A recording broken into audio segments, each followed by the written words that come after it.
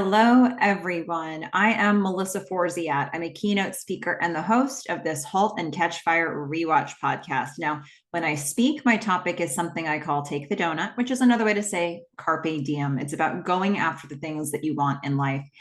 And something that I wanted to do this year was rewatch the show Halt and Catch Fire, and this time talk about it with other people, with all of you. And we've been doing it. In fact, we're at the finale now, which is just amazing. We're there. We made it.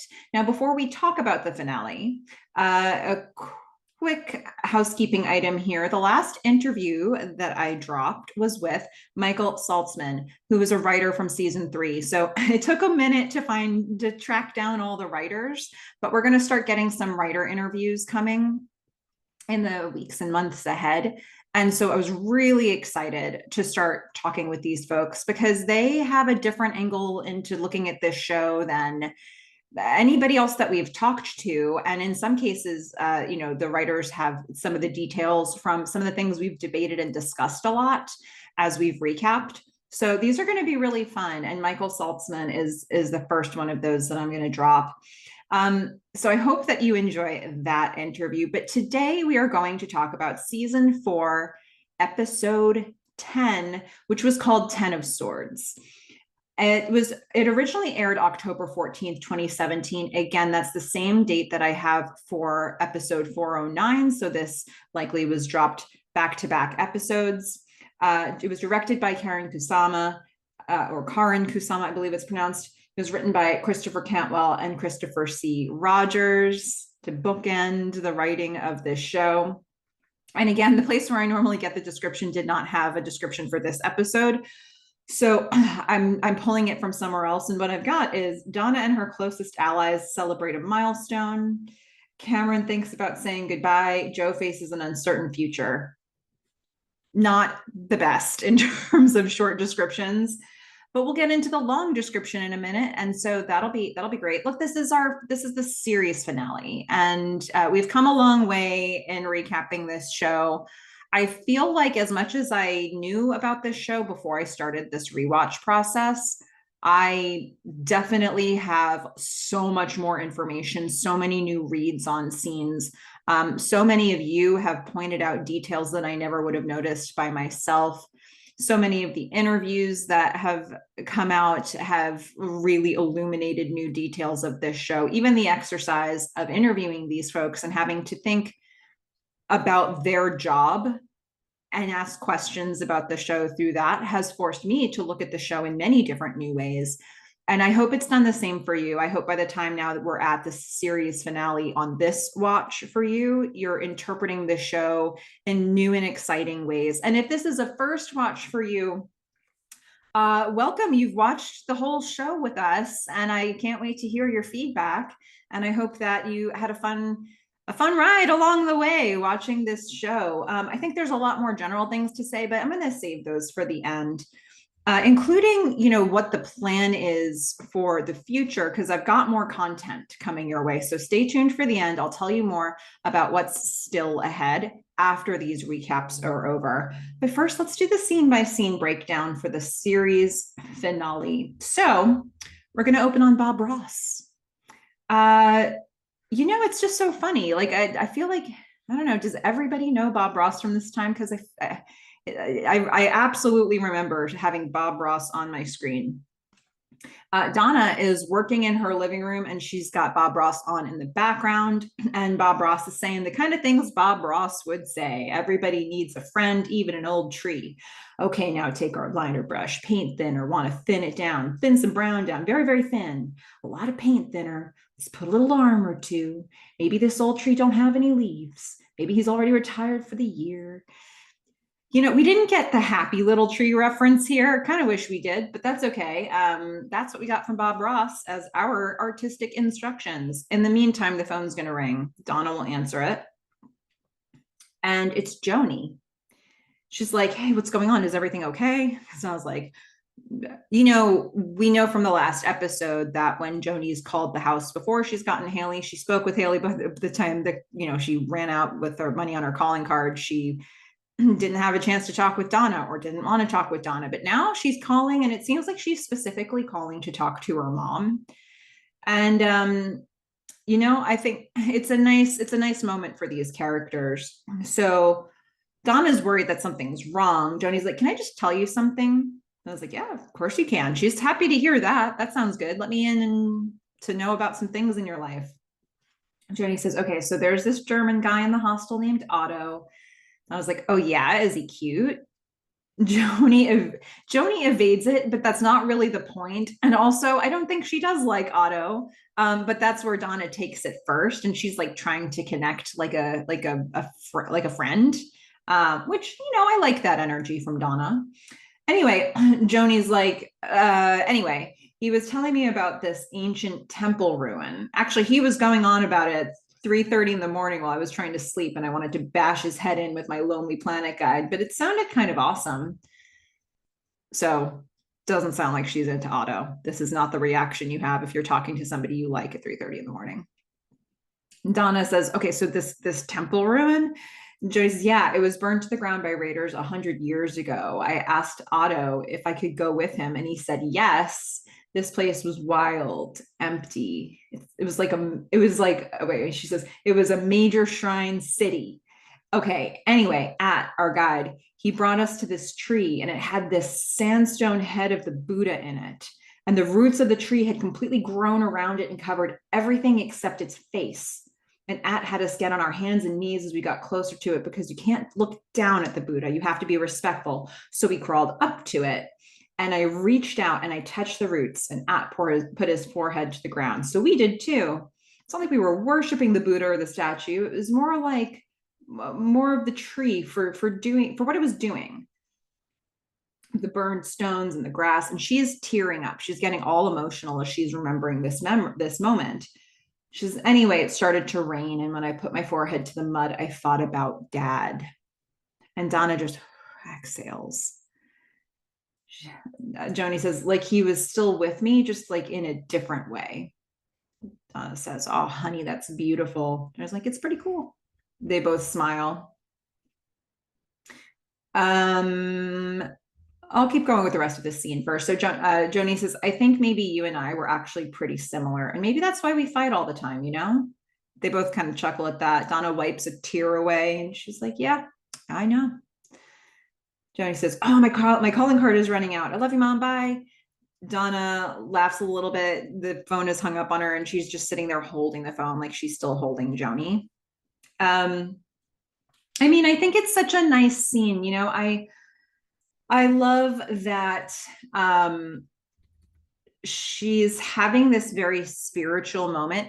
I've always connected Haley more with Joe in terms of Gordon and Donna's kids because of some of the very obvious connections that we've made and the fact that we work together. But I think that at this point, Joni and Joe would probably have some really interesting spiritual conversations. So I wonder, like, if that's a connection that would ever grow in the future, given that, by the end of this episode, Joe has moved away.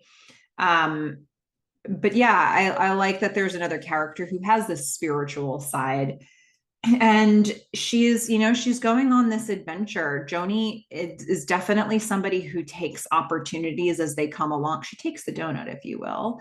And it's interesting because all of the characters we've been tracking, they do that, but they've done it professionally. They've done it in different ways. Donna's done it. She's done it professionally. She's done it in different ways. Joni is exercising the same interest of like expanding her horizons, but through other means. But she's got that bold and brave, and I'm going to do it. I'm going to get out there and do it attitude that actually Donna has as well. And I like that they're able to sort of connect over this moment that Joni had. And I'm sure this is sort of a healing moment for Donna to have, because she's been feeling a little jealous that she hasn't of Haley, that she hasn't been able to get this kind of inside scoop from Joni before. But yeah, for Joni to be able to reach out and have her mom sort of connect with that in this moment is, I think, ultimately a step in the right direction for their relationship as well. We're going to see Joe at Comet now. He's letting out of the building some of the people of the team who are taking boxes of stuff with them. So it looks like this is the end of Comet. Everybody is leaving. Joe's saying good luck to everybody as they go out the door. He says good luck to Mackie and shakes his hand. He says good luck to Risa. And she says thank you. And Risa says, no, really, Comet was a miracle. Joe says, wish we could have done it longer. She says, well, you made the right call. Like you said, it would have been a bummer to sit around here and watch the world swallow us up. And they hug and she leaves. He's going to shut off the lights and walk into the room.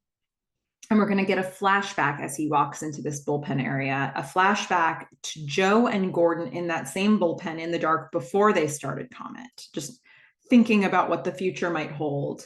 And Gordon said, I like this place. Joe says, I know it doesn't feel like it now, but this is the start of something. And we're going to see Gordon look at Joe. And Joe looks at the Comet sign and then he looks back down. So I guess some things about this. First of all, with regard to what he was saying to Risa, things were changing. We know what a death blow it was to Comet and to Rover, that Yahoo was now going to be on the Netscape toolbar as the search directory. So it's like everybody that we've been tracking is going under, is going to merge, or is going to go out of business. And Comet is one of those groups. And, Joe, as the leader, had to call it. And it sounds like he did it at the right time. He didn't try to hold on to the bitter end for Gordon's memory. He didn't want to remember Comet like that. None of them did. And so he made a decision to sort of stop while they all felt sort of good about it still. And if anything, we've heard tell of the example of when that doesn't happen, with how Mutiny devolved, like it, after we had it sort of tank its opening day on the stock market. That was not the end for Mutiny, but it was the beginning of the end. And they just sort of like clutched at the last signs of life for a long time.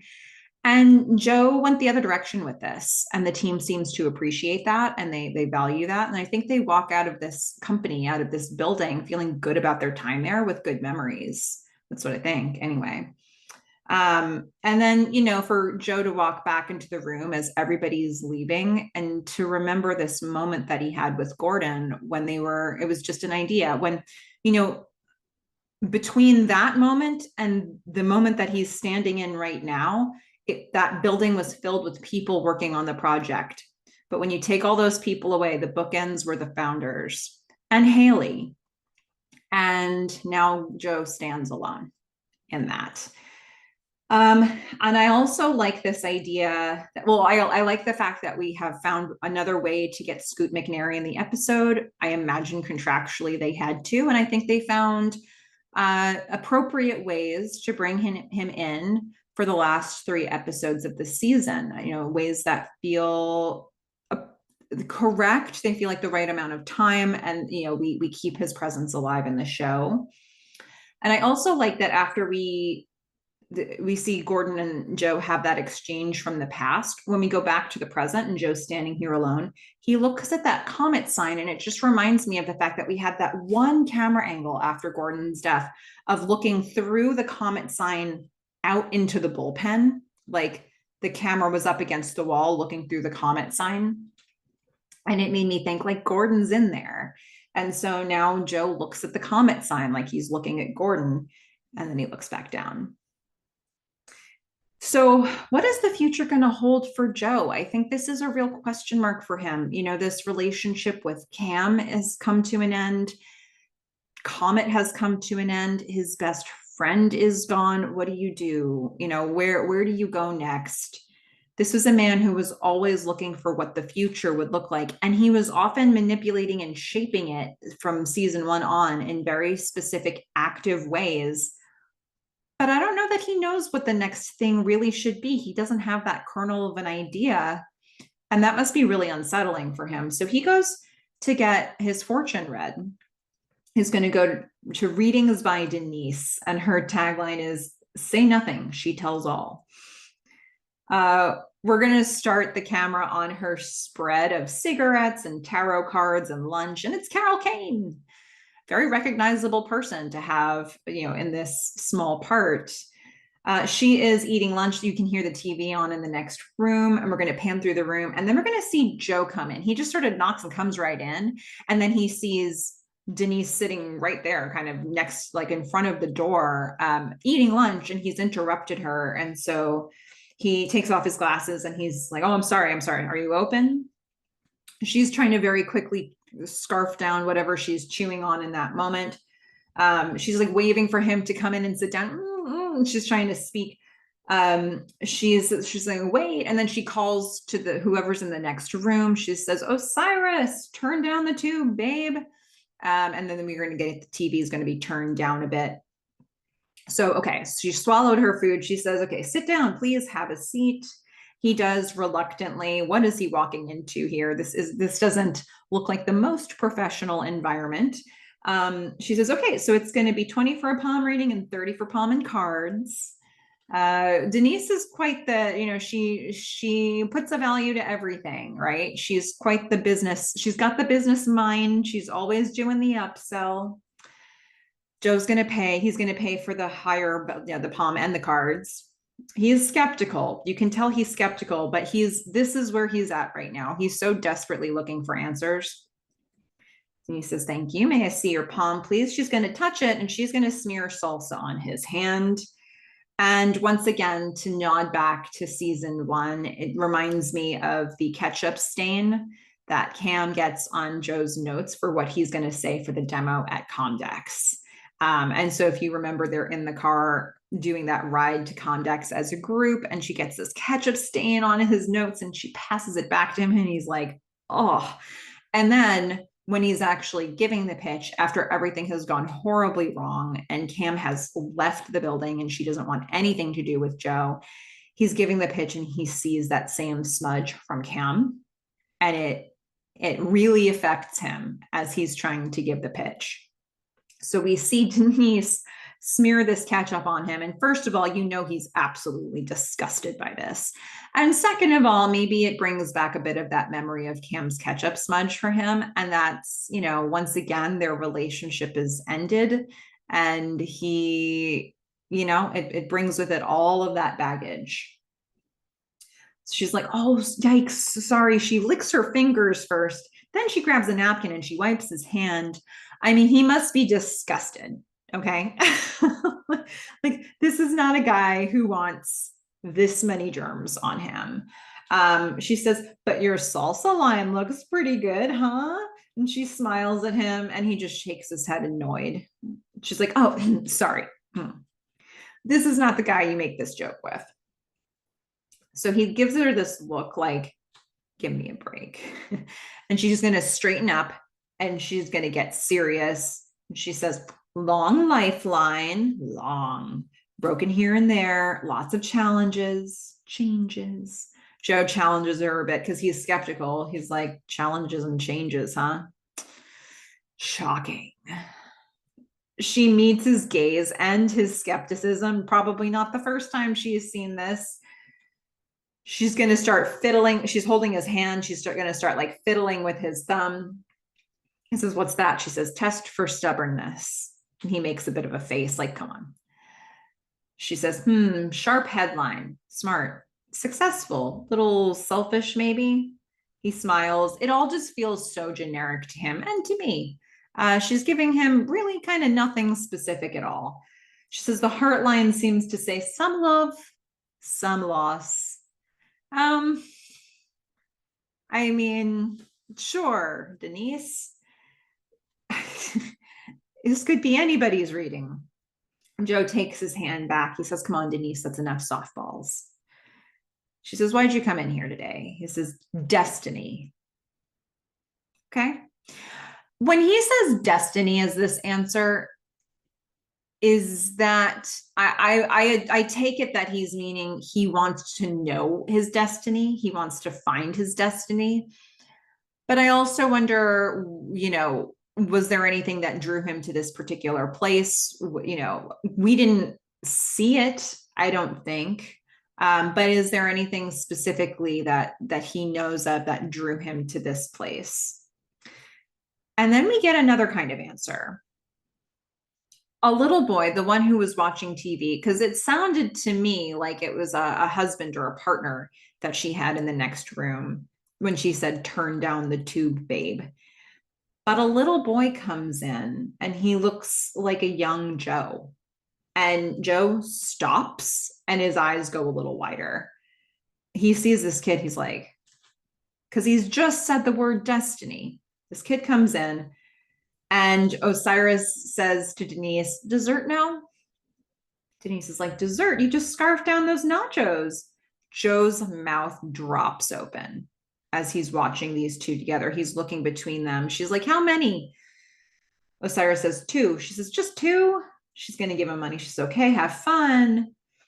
And Osiris leaves and she says to Joe, "That's my grandson, Osiris."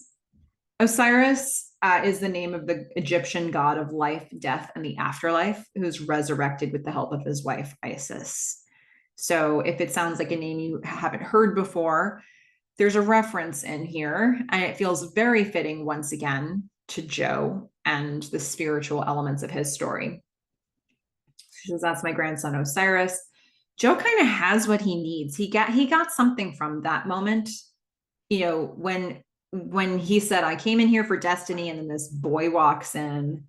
He has what he needs. He stands, he says, "Thanks for your time." I also just want to reflect for a moment on like the boy looks a little bit like a young Joe, but also, even though this is his grandmother that Osiris is interacting with, I do wonder if Joe sees a bit of his mother in Denise and if it's kind of calling him back to that relationship in his world. So that's what I think I'm seeing here. So Denise says, wait, don't you want your card reading? You paid for it. He sits down again. She says, "Would you please put your right hand on the deck?" And he does. And she puts her hands on his and she says, "Okay, thank you." He gulps. He's waiting for the information. She's going to put down a few cards, past, present, future, and then she's going to flip over a fourth. But he stops her when he sees the future card, because ultimately that's what he wants to know. The future card is the 10 of Swords, which is the titular card, if you will. 10 of Swords is the episode title.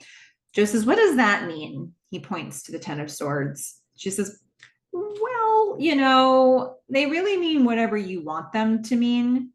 Joe gives her like that, "Tell it to me straight. Look." She says, "Well, it means destruction." And he's like, "Destruction?"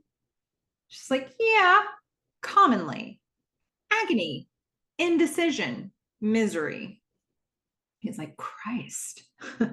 So I lose again? Okay, great. Because remember, this is the card that was pulled for the future, not the right now. He's living in the destruction right now. He's like, is there more of this coming? Come on. What is there to destroy? Denise says, "No, not necessarily, because you see, there's a golden horizon behind the storm clouds. That could be something." And that means something to him. Maybe he already has an idea of what that golden horizon might be. Maybe there's something that he's gotten from all of this destruction that instantly comes to mind for him in this moment. Joe looks at the card. He says, "Can I keep this?" Denise, as sort of a little button on the scene, she's like, "Sure, I sell packs for another 20. She's quite the upseller, that Denise, quite the business mind on this woman. And, like, there he is meeting his match, because Joe, for so much of this show, has been ruled by the business deal. I mean, if she could have only seen Joe in season 2 when he was negotiating down from $5 to $3.50 for Mutiny to if they just meet those benchmarks. This is the woman who's selling him the pack of cards.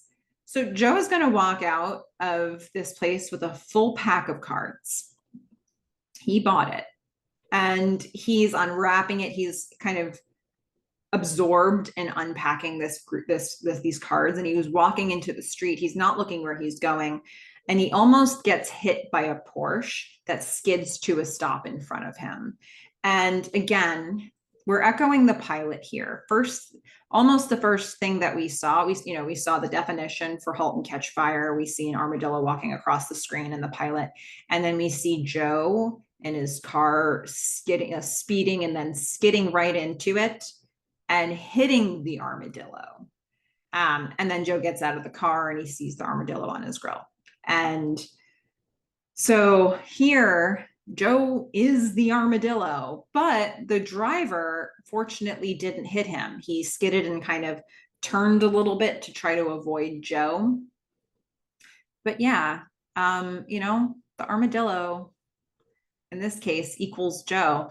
And, if you remember back to the pilot, the armadillo is more of a symbol than anything else. But one of the things a commenter had told me about later was that the armadillo is like the state animal of Texas or something like that. So it basically symbolized all of Texas, and Joe just smashes it with his car.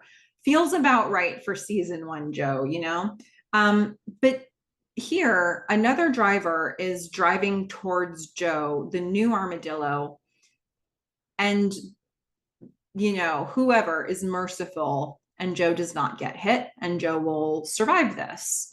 So, Joe deserves to be saved, I guess. Somebody in the car says, "Jesus, you okay?"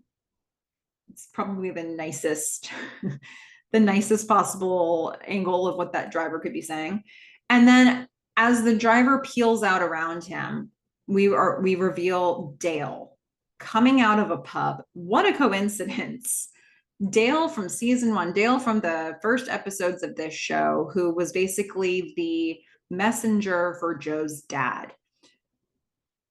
Joe just walks out of this place, had perhaps the vision of his younger self and maybe his mom in Denise and Osiris, and then comes out to find Dale, who represents in some way his dad. And so Dale saw that this near accident happened. He was coming out of a pub. He was, I guess, killing some time before he has to go fly out of San Francisco airport. And he's like, Joe McMillan? Again, not a character you'd expect here. So we're going to see them getting a drink inside this pub that Dale just came out of. And he says, and Dale's explaining, he says, and like that, we're getting killed in the PC business. Who'd have guessed it, right? Joe says, me. So I guess he's remarking on IBM not being as big a player as they were when, we started the show. So he's like, we're getting killed in the PC business. Who would have guessed it? Joe says, me. I would have guessed it. Dale laughs. He says, of course, besides you.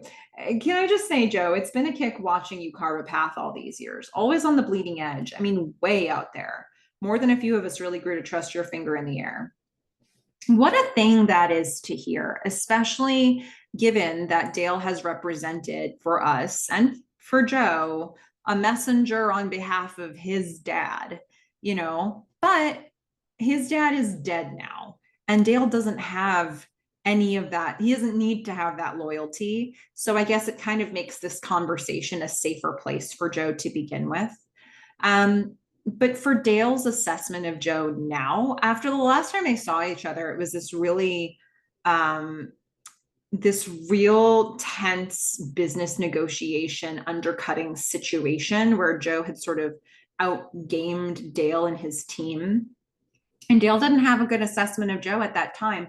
And now for Dale to say, a lot of us have been really amazed at where you've taken your career and how much you foretold in the landscape. And we started to really look for what you were doing. What a testimonial for Joe to have, especially in this moment when Joe is uncertain of what his future is. For somebody to say, whatever you come up with is probably a pretty good idea, is a kind of generic validation that may be useful to him in this moment. And he may very well have had an idea that came from this experience he had with Denise and Osiris. So I think he's getting a validation in real time that he probably needs. We don't know what he's thinking just yet, but his next step here in this conversation is to say, have the leaves changed yet? Dale's like, what? Joe says, back east. Dale says, yeah, it just started. It's gorgeous. All right, better get back to the airport. They got us flying business class now. Can you believe it? He throws some money down. He says, no, I got it. Can't wait to see what you do next, Joe. And he pats him on the shoulder as he leaves. What a meaningful conversation and moment. It's like validation directly from his dead dad almost, even though it's not. Dale is Dale. He's not his dad.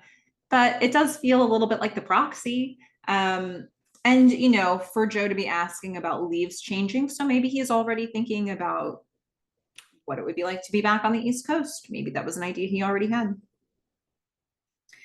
All right. So we are going to hear the song Beer Can from Beck. That starts. And it's going to start off a montage for us where we're going to see what Donna's been up to. Donna, as we know, said yes in the last episode to taking over for Diane at AGEC, or whatever this place is going to be called now that they're missing a G. So Donna, we're going to see this montage. Donna swims in her white bathing suit. She walks off of the elevator into the office. She's smiling at people. We see that the company is now called Symphonic Ventures. They stopped switching up the name of the company based on lettering of partners, which might have been wise for them given how many changes there have been in recent years that we've been following them. So she is now called it Symphonic Ventures as an ode to Gordon. I continue to be mystified why she is now managing partner. Like I didn't realize that Diane was the managing partner of this place, that Donna would now take that role. But she is, and they've renamed the place. It's a beautiful nod for all of us back to Gordon and their beginning of their relationship, and to a time when they had a really good idea that didn't work but sparked all of the events of this show. It's like even in a failure there was success to be had. So I think there is sort of you could say that project didn't work, but you could also say, but look where it led us. And I think there's hope in that. So, it's a nice nod for all of us to having this company named that now. Okay, so the montage continues. There's more swimming. Dawn starts touring people around the incubator space. It's a much more alive and open incubator space than we had seen with Rover, which was sort of a closed room and a lot of angst. And here it seems to be sort of bustling with ideas. She seems a lot more genuine in how she interacts with people here. We're going to see she walks past Trip, who's working with another client, and they're checking out a robotics invention. So this is the time that we're in now, and this is the type of stuff that they're looking at. We're going to see Donna in her office. Then we're going to see Donna and some of the partners with a Sony PlayStation. They're trying to play. Donna's got an idea. She wants to wrestle a controller away from Chip so she can try something. I guess they're a little more playful now. After they got over the whole Yahoo incident, seems like she doesn't just outright hate him. So we're going to see Donna coming into the incubator in business casual attire. She's got jeans and a nice shirt on. And when have we seen Donna dressed like that at this firm? She comes in with tacos for everybody to eat. Everybody. And they all stop. She's like, who wants tacos? Donna is looking at somebody else's project. She's loving what she's seeing. We haven't seen Donna have this kind of energy in this space, in this workspace. This seems like a downright healthy Donna at this point. We're going to see Donna. She gets a photo from Joni in the mail of the shrine, the tree that she had seen before. And on the back, it says, Miss UNH, love Jay. So this is sent specifically for Donna. I like that there's this communication line that's happening between them. And there's this shared moment that's positive between them. Related to her trip of all things, so that they could sort of turn around that weird energy they had at the goodbye. But there's some people who have a worse energy after a trip, and that is Cam and Alexa. They are in the back of a car being driven, probably a limo, but I don't think we actually see the whole vehicle. Could be, just sort of a black black car, whatever. Cam is making these really gross noises trying to clear her sinuses. Alexa is looking out the window and looks robotically like she wants to lose it. She stays oh so polite and yet is so at the end of her rope with Cam. Alexa's like, are you all right? Cam says, oh yeah, that nasal gel you gave me on the plane. It feels like a slug crawled into my nose and took a dump. What a visual. Alexa says, well, you'll thank me when you don't get sick. Cam says, how will I thank you for something that doesn't happen? Alexa is annoyed and remains polite in her annoyance. She says, it would be neat to hear you thank somebody for something. Cam just scoffs. Alexa says, 2 months abroad with top investors and we've got nothing to show for it. So I think initially it was billed as, we're going out for just a couple days to eat some lobster thermidor, but they've been gone for 2 months now. She's like, there we've been with top investors and we've got nothing to show for it.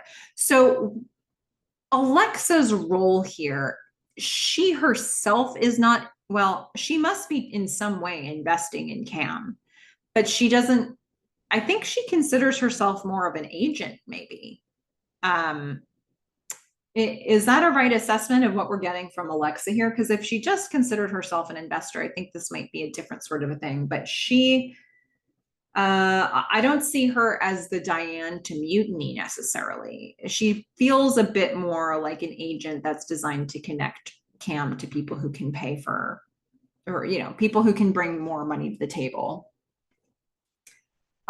Anyway, so they have nothing to show for it. Cam says, yeah, well, it was tough for the work to translate once we got north of Oslo, which is getting kind of remote. I mean, what was the market they were going for there? Alexa says, well, the point was to get you in good with some real European players. Cam says, players? My God, I couldn't tell you what any of those people did, save for go out to dinner at fancy restaurants and name drop. Alexa closes her eyes. Cam says, how much did this trip even cost? Alexa says, well, it's my money and I'm spending it to help you bring your ideas to fruition. Cam says, okay. Alexa says, but if you're just going to sit there and cut everyone down like some sardonic asshole, okay, she's losing the politeness a little bit, but she's being pushed to that level. Cam says, I'm sorry, I didn't perform well enough for you. I'm not your monkey. Alexa closes her eyes again. She's going to inhale. She's like counting to herself. She says, look, I know that you're still dealing with some personal issues. Cam says, or maybe you're just losing interest because now is the part of the process you actually have to do some work and not just bullshit about the possibilities. She says to the driver, can you pull over here? Alexa's like, Cameron. She watches Cameron gets out of the car. She's like, Cameron. Alexa was not expecting Cam to pull the ripcord at this point. I think this is a point of no return for sure. I mean, Cam has effectively, who knows what Cam's behavior was on this trip? Because we've seen Cam have business meetings that she doesn't want to have, and she doesn't often hide it that very well. So I wonder how many times Alexa has felt embarrassed by Cam on this trip. And now Cam is just very outright saying exactly what she thinks of Alexa and all these people that Alexa is introducing her to. And this is Alexa's network. These are the people that Alexa knows. If Alexa had somebody else to introduce Cam to, that might have felt like a better fit for Cam. I think she would have done it, but she did not. And I think we've been acknowledging, for some episodes now that Cam wanted to do games. Cam's always wanted to do games. Alexa was steering her away from that towards things that Cam has never expressed an interest in. This never seemed like a good fit. It, I think, is a nice, attractive idea to have somebody say, you do what you want to do and I'll get out of the way. But I think it's fair to say that we've never seen it materialize in that way. Alexa has had Alexa never sat down with Cam and was like, give me a list of 5 things you want to do. She's just like, let me introduce you to my people who are doing the things that they're interested in and see, what connections we can make for you. That doesn't seem like something that's going to result in the type of work Cam wants to do. And it hasn't. And so Cam's pulling the ripcord on it. And just, again, I've been putting this theory out there because I guess I needed something to cling on to looking at Alexa's scenes this time around. So the theory was that Alexa's a rich kid. So she has wealthy parents, maybe a wealthy father, well connected, well networked, and she has tons of money to throw into networking at conferences and, getting some people and getting some investors behind it. And maybe that's how you make more money. And so if that's the sort of thesis statement for this idea, I do think it's supported with this, where Kim's saying like so much money was dropped on this trip. It started as 2 days and it became like, I don't know, like an 1800s novel of, name any, like a room with a view, like name any, like we're going to Europe for, some sort of a summer long vacation to, like we've had so many of these mentorship relationships that we've seen, and I think it's sort of like that's the trip that Cam ended up going on here. It started as 2 days, ended up with 2 months of just fancy dinners and name dropping and nobody actually looking to work.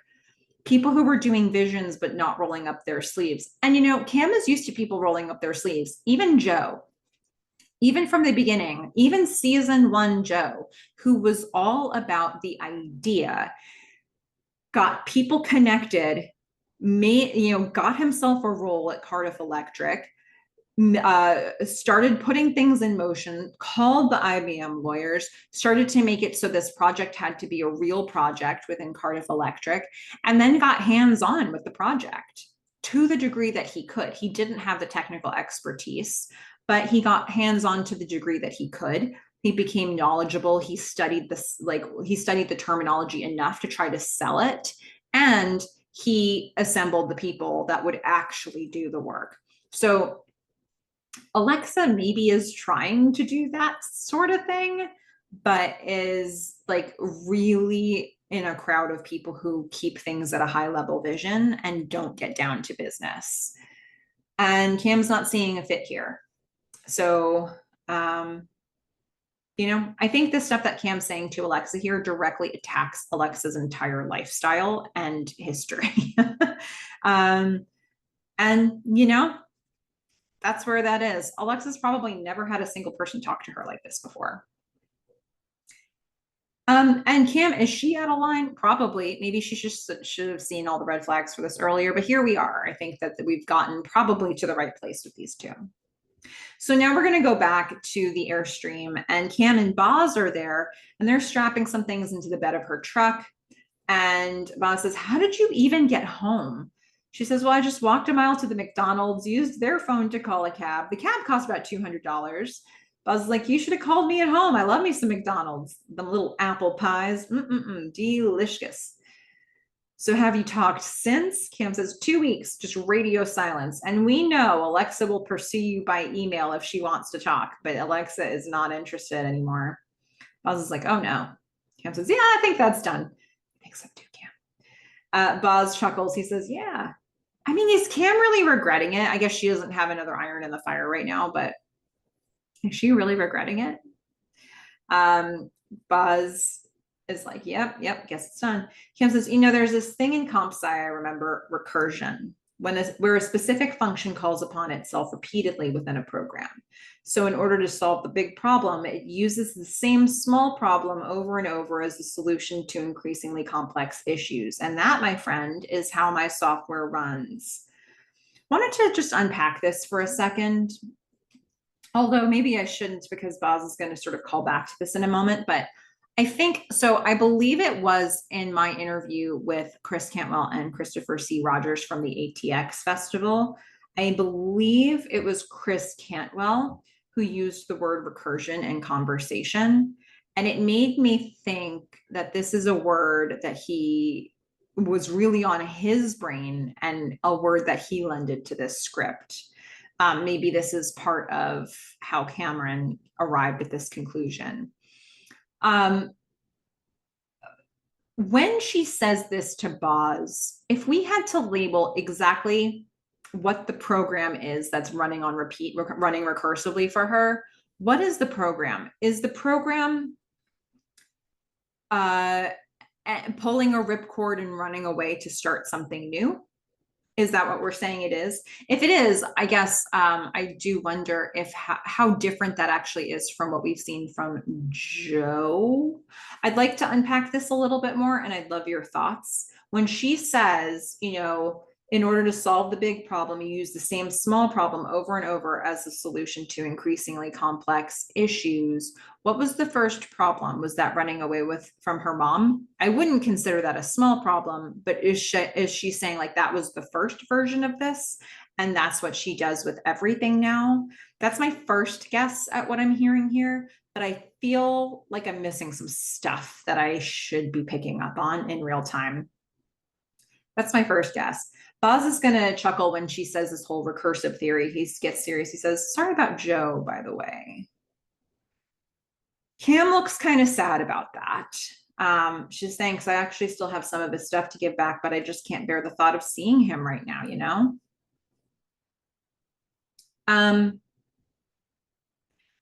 I think, that it's been 2 months and she's still stinging from the breakup. And I think as much as, look, I think it was what needed to happen. It was clearly the end of their relationship, so much so they didn't even need to speak to know they both thought that way.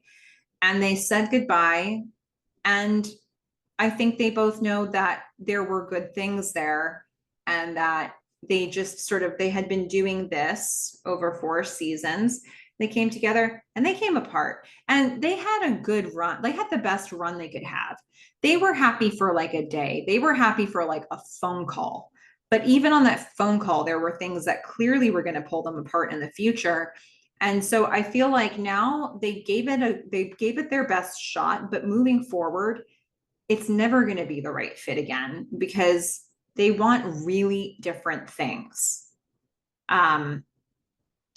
So I don't know. I don't know that I envision them ever coming back together again and getting on the same page about those things. I think at the very least, the conversation about kids would have to have some sort of huge shift for that to work.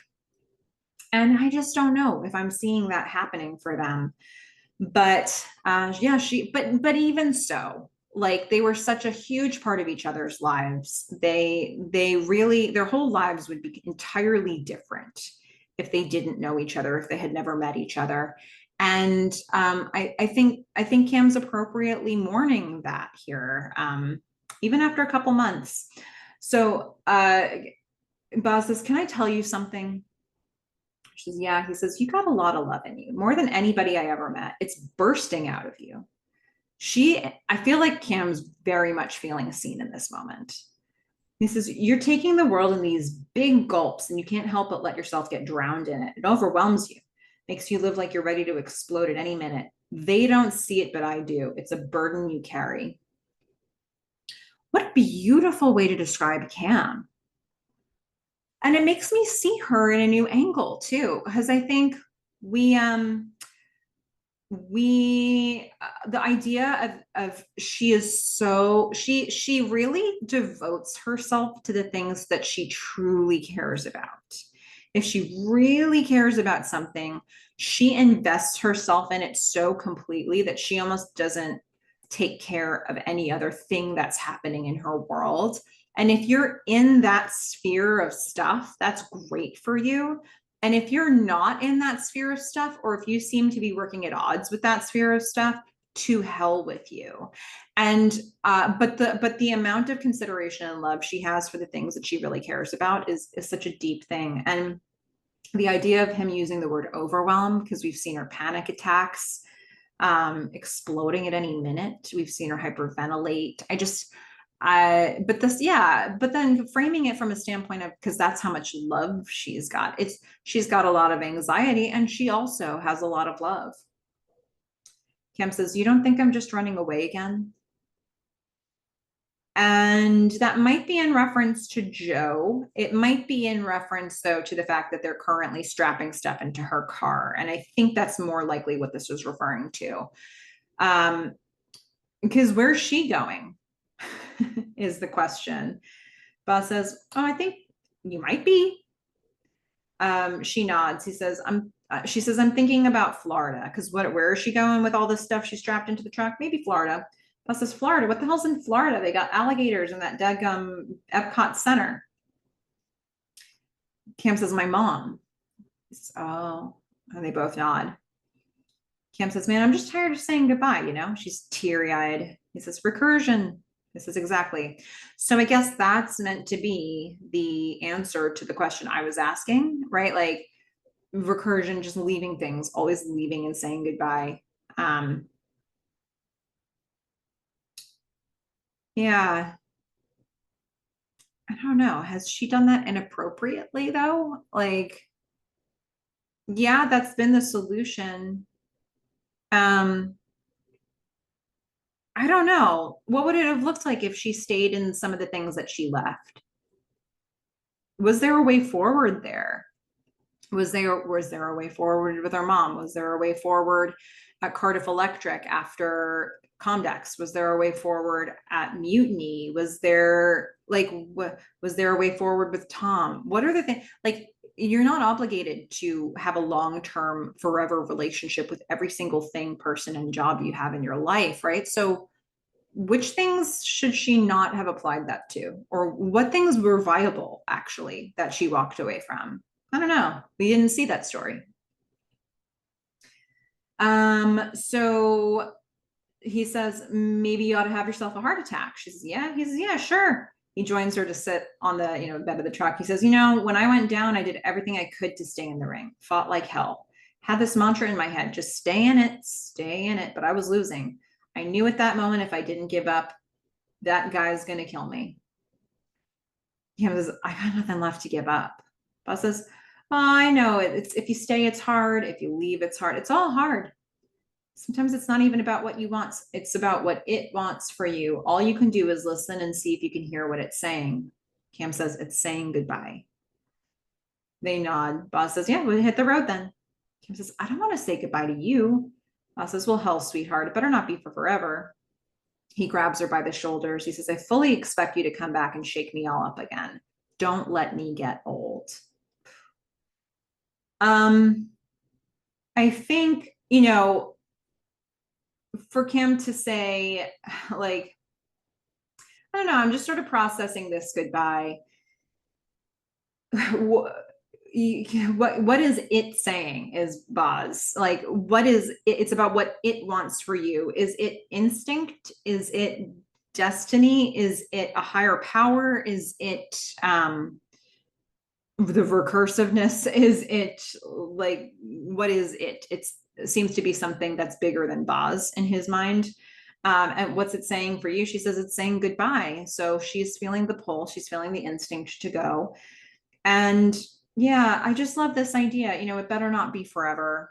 Like, I expect you to come back to shake me up again. Don't let me get old. I feel like as goodbyes go, this is Boz fully understanding Cam. I think he knows it's not the forever end of their relationship, that they'll be in touch, that they will find their way back to each other in some fashion. And if that's just communication of, or if it's actually seeing each other. I don't believe that this is the last time they'll ever see each other. And I think he's saying, like, I get you. I know you need to do this. I don't begrudge it. And you're welcome back in my life at any point. What a great way to end. What a great note to end on. And maybe Donna could have taken a page out of this book for when she said goodbye to Joni. I know she was feeling very, very emotional for other reasons about that goodbye. It was loaded with a lot more things than just the goodbye to Joni. But, and maybe Boz has had enough opportunities to see Cam in action, saying goodbye to things, to know that this is probably her next step. But yeah, I mean, this is sweet. And this is really knowing each other. And they end this on the best possible terms. We're going to see Cam walk up to Joe's apartment with a box of stuff. She knocks and a woman answers the door. There are other people inside and the apartment is empty. The realtor says, you mind 11:30? Cam's like, no. Realtor says, well, have a look around. Cam comes in and sees this apartment empty and she's stunned. And the realtor's talking to the other people. She's like, yeah, I've got vaulted ceilings, crown molding, great neighborhood. It's a really beautiful space, I have to say. It's even more beautiful to see it unfurnished. Cam says, what happened to the previous tenant? The realtor says, not sure, but this has been on the market for something like 15 days now. So he's been gone at least 2 weeks. She was gone for 2 months. So it's not like he just like Cam, you left. You left. You were in Europe for a full month and a half. I mean, granted, he probably took some time to pack up and go, but we've seen him move quicker, that's for sure. And he didn't light his entire apartment on fire, which is saying something too. Okay, so we are going to see Donna's home now. There's a man bringing flower centerpieces into Donna's home, and we're going to see, we actually start with a shot of through the window to the front yard. We can see workers with a truck bringing flowers and this worker inside, but we can also see the Airstream is parked out front. And Cam is in her overalls. Donna's casual here too. Cam's like, are you sure it's okay out there at the Airstream? Donna says, yeah, I mean, they'll go around. Donna's watering the centerpieces and getting ready for whatever's happening at her place that night. Cam says, okay. I says, so I'm your last stop, huh? Cam says, you are. I went by Joe's this morning. He's totally gone. I didn't, the real estate agent told me it's been empty for weeks. Donna's like, he didn't, I'm sorry. I guess I just thought he would call. Oh God, Joe. She says, yeah, he came by here and said he was leaving and that he'd be in touch. And Haley got a letter from him a couple days ago. Kim says, a letter? Wow. Well, I guess we're both fond of rash departures. They are. I guess recursion is his thing too. And Donna says to one of the workers, hey, could you just bring down one more of those and I think we'll be fine. Kim is realizing she's kind of in the way. She says, sorry, Donna, I'm going to finish this. She is holding something that makes no sense. She keeps picking up what looks like maybe a slice of a tomato and maybe sometimes a slice of cheese. Maybe there's like something dark. Is it like not rye bread, pumpernickel bread or something? What is she holding and why is she holding this? It's so awkward and weird, but specifically when she keeps holding up this like slice of tomato, it's not a thing you're meant to really hold with your hands for any long period of time. She could just eat it. She's like, I'll finish this. She's like, I didn't mean to burst in on you and whatever you were doing. Donna's like, no, it's not. Why don't you stay for this thing tonight? I think you might really dig it. He was like, yeah, I think I'm a little below dress code. She's in her overalls and her yellow shirt. I says, come on, you can just borrow something of mine. Cam says, no, thank you. I appreciate it. I want to be in Carson City tonight by nightfall. So I says, no, that makes sense, I guess. A worker steps in past them to get something and kind of gets in their way. And he's like, sorry. And Cam drops her she drops her tomato on the floor. And like, God, I'm sorry. Well, that's what happens when you just hold a tomato for a whole conversation. Don says, no, it's fine. It's hardwood. She's like, I wish we could have hung out more these last couple of months while Cam was in Europe. Cam says, I know, me too. Donna says, just work has been crazy. Donna, not your fault. Cam was also in Europe. Cam says, well, probably we'll end up seeing each other more now that I'm gone because I'll come into town and we'll really make a point of it. I was like, yeah, and you'll be back seeing Alexa, I'm sure. Kim says, well, no, that's dead. I says, oh, I'm sorry. Yeah, well, some things just aren't the right fit. Cam nods. Haley enters with the boy. What a great fun character to bring in for this final episode. They walk through the house. Haley's like, hey, Mom. They both say, hey. Haley says, this is my boyfriend, Kevin, which I think she's introducing Kevin to Cam. Kevin's like, sup? He was like, oh, Kevin. Donna says, Haley, Cameron's moving, I guess. Haley's like, what? Kim says, yeah, I'm going on a road trip and we'll just see where I end up. What a big thing to drop on Haley here. Let's come back to this in a second. Haley's like, cool. So everybody's leaving now. Kevin's face drops. Haley's she doesn't suffer this. I'll tell you that much. She's like, great. Everybody's leaving now. Cool. Bye, I guess. And she walks and he just follows like a lapdog, kind of not expecting the harsh reality of Haley's mood. Donna's like, sorry. Cam's like, boyfriend? Donna says, yeah. They hear the sound of the door shutting. Cam's like, you okay with that door closed? Donna says, oh, yeah. She just works on her computer and he does a hacky sack. Cam says, that sounds right. Donna says, I get the sense she doesn't even really like him. Cam says, yeah, got that sense too. Donna says, she's doing these college level C++ classes. Cam's heart sort of bursts. She's like, oh, really? She's one night a week at Foothill and she's just been killing herself over this project, but she loves it. Can you believe it? Cam says, I can believe it. So, okay, I'm going to throw this tomato out. Makes sense. Why were you holding it, Cam? What a weird choice. I guess she does this. We've seen this with some of the props that she was using in the 402 episode on the phone. Like a lot of, she just, I don't know. She has food behaviors, I guess. Donna says, oh, I'll take that. Sorry. Now here, the trash is, Cam's like, where? Donna's going to go in for a hug with Cam holding the tomato. Just awkwardly. And Donna's like, hey, drive safe, okay? I'm going to miss you. Cam says, Donna, this has been, and whatever Cam was going to say gets interrupted by a scream from Haley from the other room. So they're going to run to her. Cam puts her tomato slice back down on the counter. Can't bring that into Haley's room, right? That's just a kitchen sort of a thing to hold. So first of all, before we get to Haley, I just want to reflect on the news they just dropped on Haley. What a big deal that was delivered so like not gently at all. Haley doesn't say goodbye or hug Cam because she's pissed. Let's count the people that are no longer in Haley's world, right? We've got Gordon, we've got Katie, we've got Joni, we've got Joe, we've got every single human she knew at Comet. She's got, and now Cam, and like Boz and Diane are probably going to be sailing a bunch. So like what? She's got her mom. That's it. That is it. That's everybody. She doesn't like the people at school. She doesn't particularly seem to like Kevin. Talk about being all alone. I mean, for Cam just to like, I don't know, I'm going to see where life takes me. Okay. Like this is a lot. This is a lot of loss for Haley. It's hard to fathom for Haley at this moment, and Vanessa, she lost the hope of Vanessa and what Vanessa represented for her.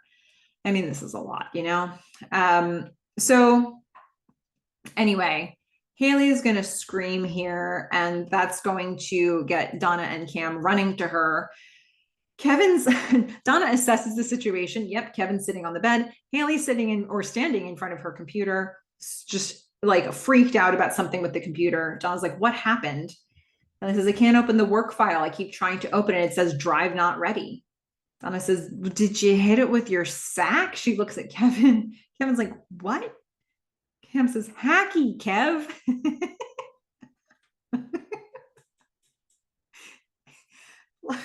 What a role this kid got. Like, they brought him in for so good. So good. Kevin's like, no, I've just been chilling here. Haley says, look at the computer. That's my semester project. Cam gestures for her to calm down. She's going to sit down at the computer and she's say, okay. Donna says, hang on. Donna puts her ear to it. Cam starts typing. We're going to get like a beeping sound. Donna says, all right, try it again. Cam says, same error message. Donna says, yeah, the platter's not spinning. Haley screams this guttural, ah! They both are like, what sounds are coming out of this woman right now? Or this girl for that matter. She's like, I hate these stupid things. She's losing everything, all the people, all her work. Donna says, breathe. She's going to fix, she needs to remove the freaking out people from the situation. Donna says, Kevin, do you have any money? He's like, I've got $20 from delivering Thanksgiving turkeys to old people.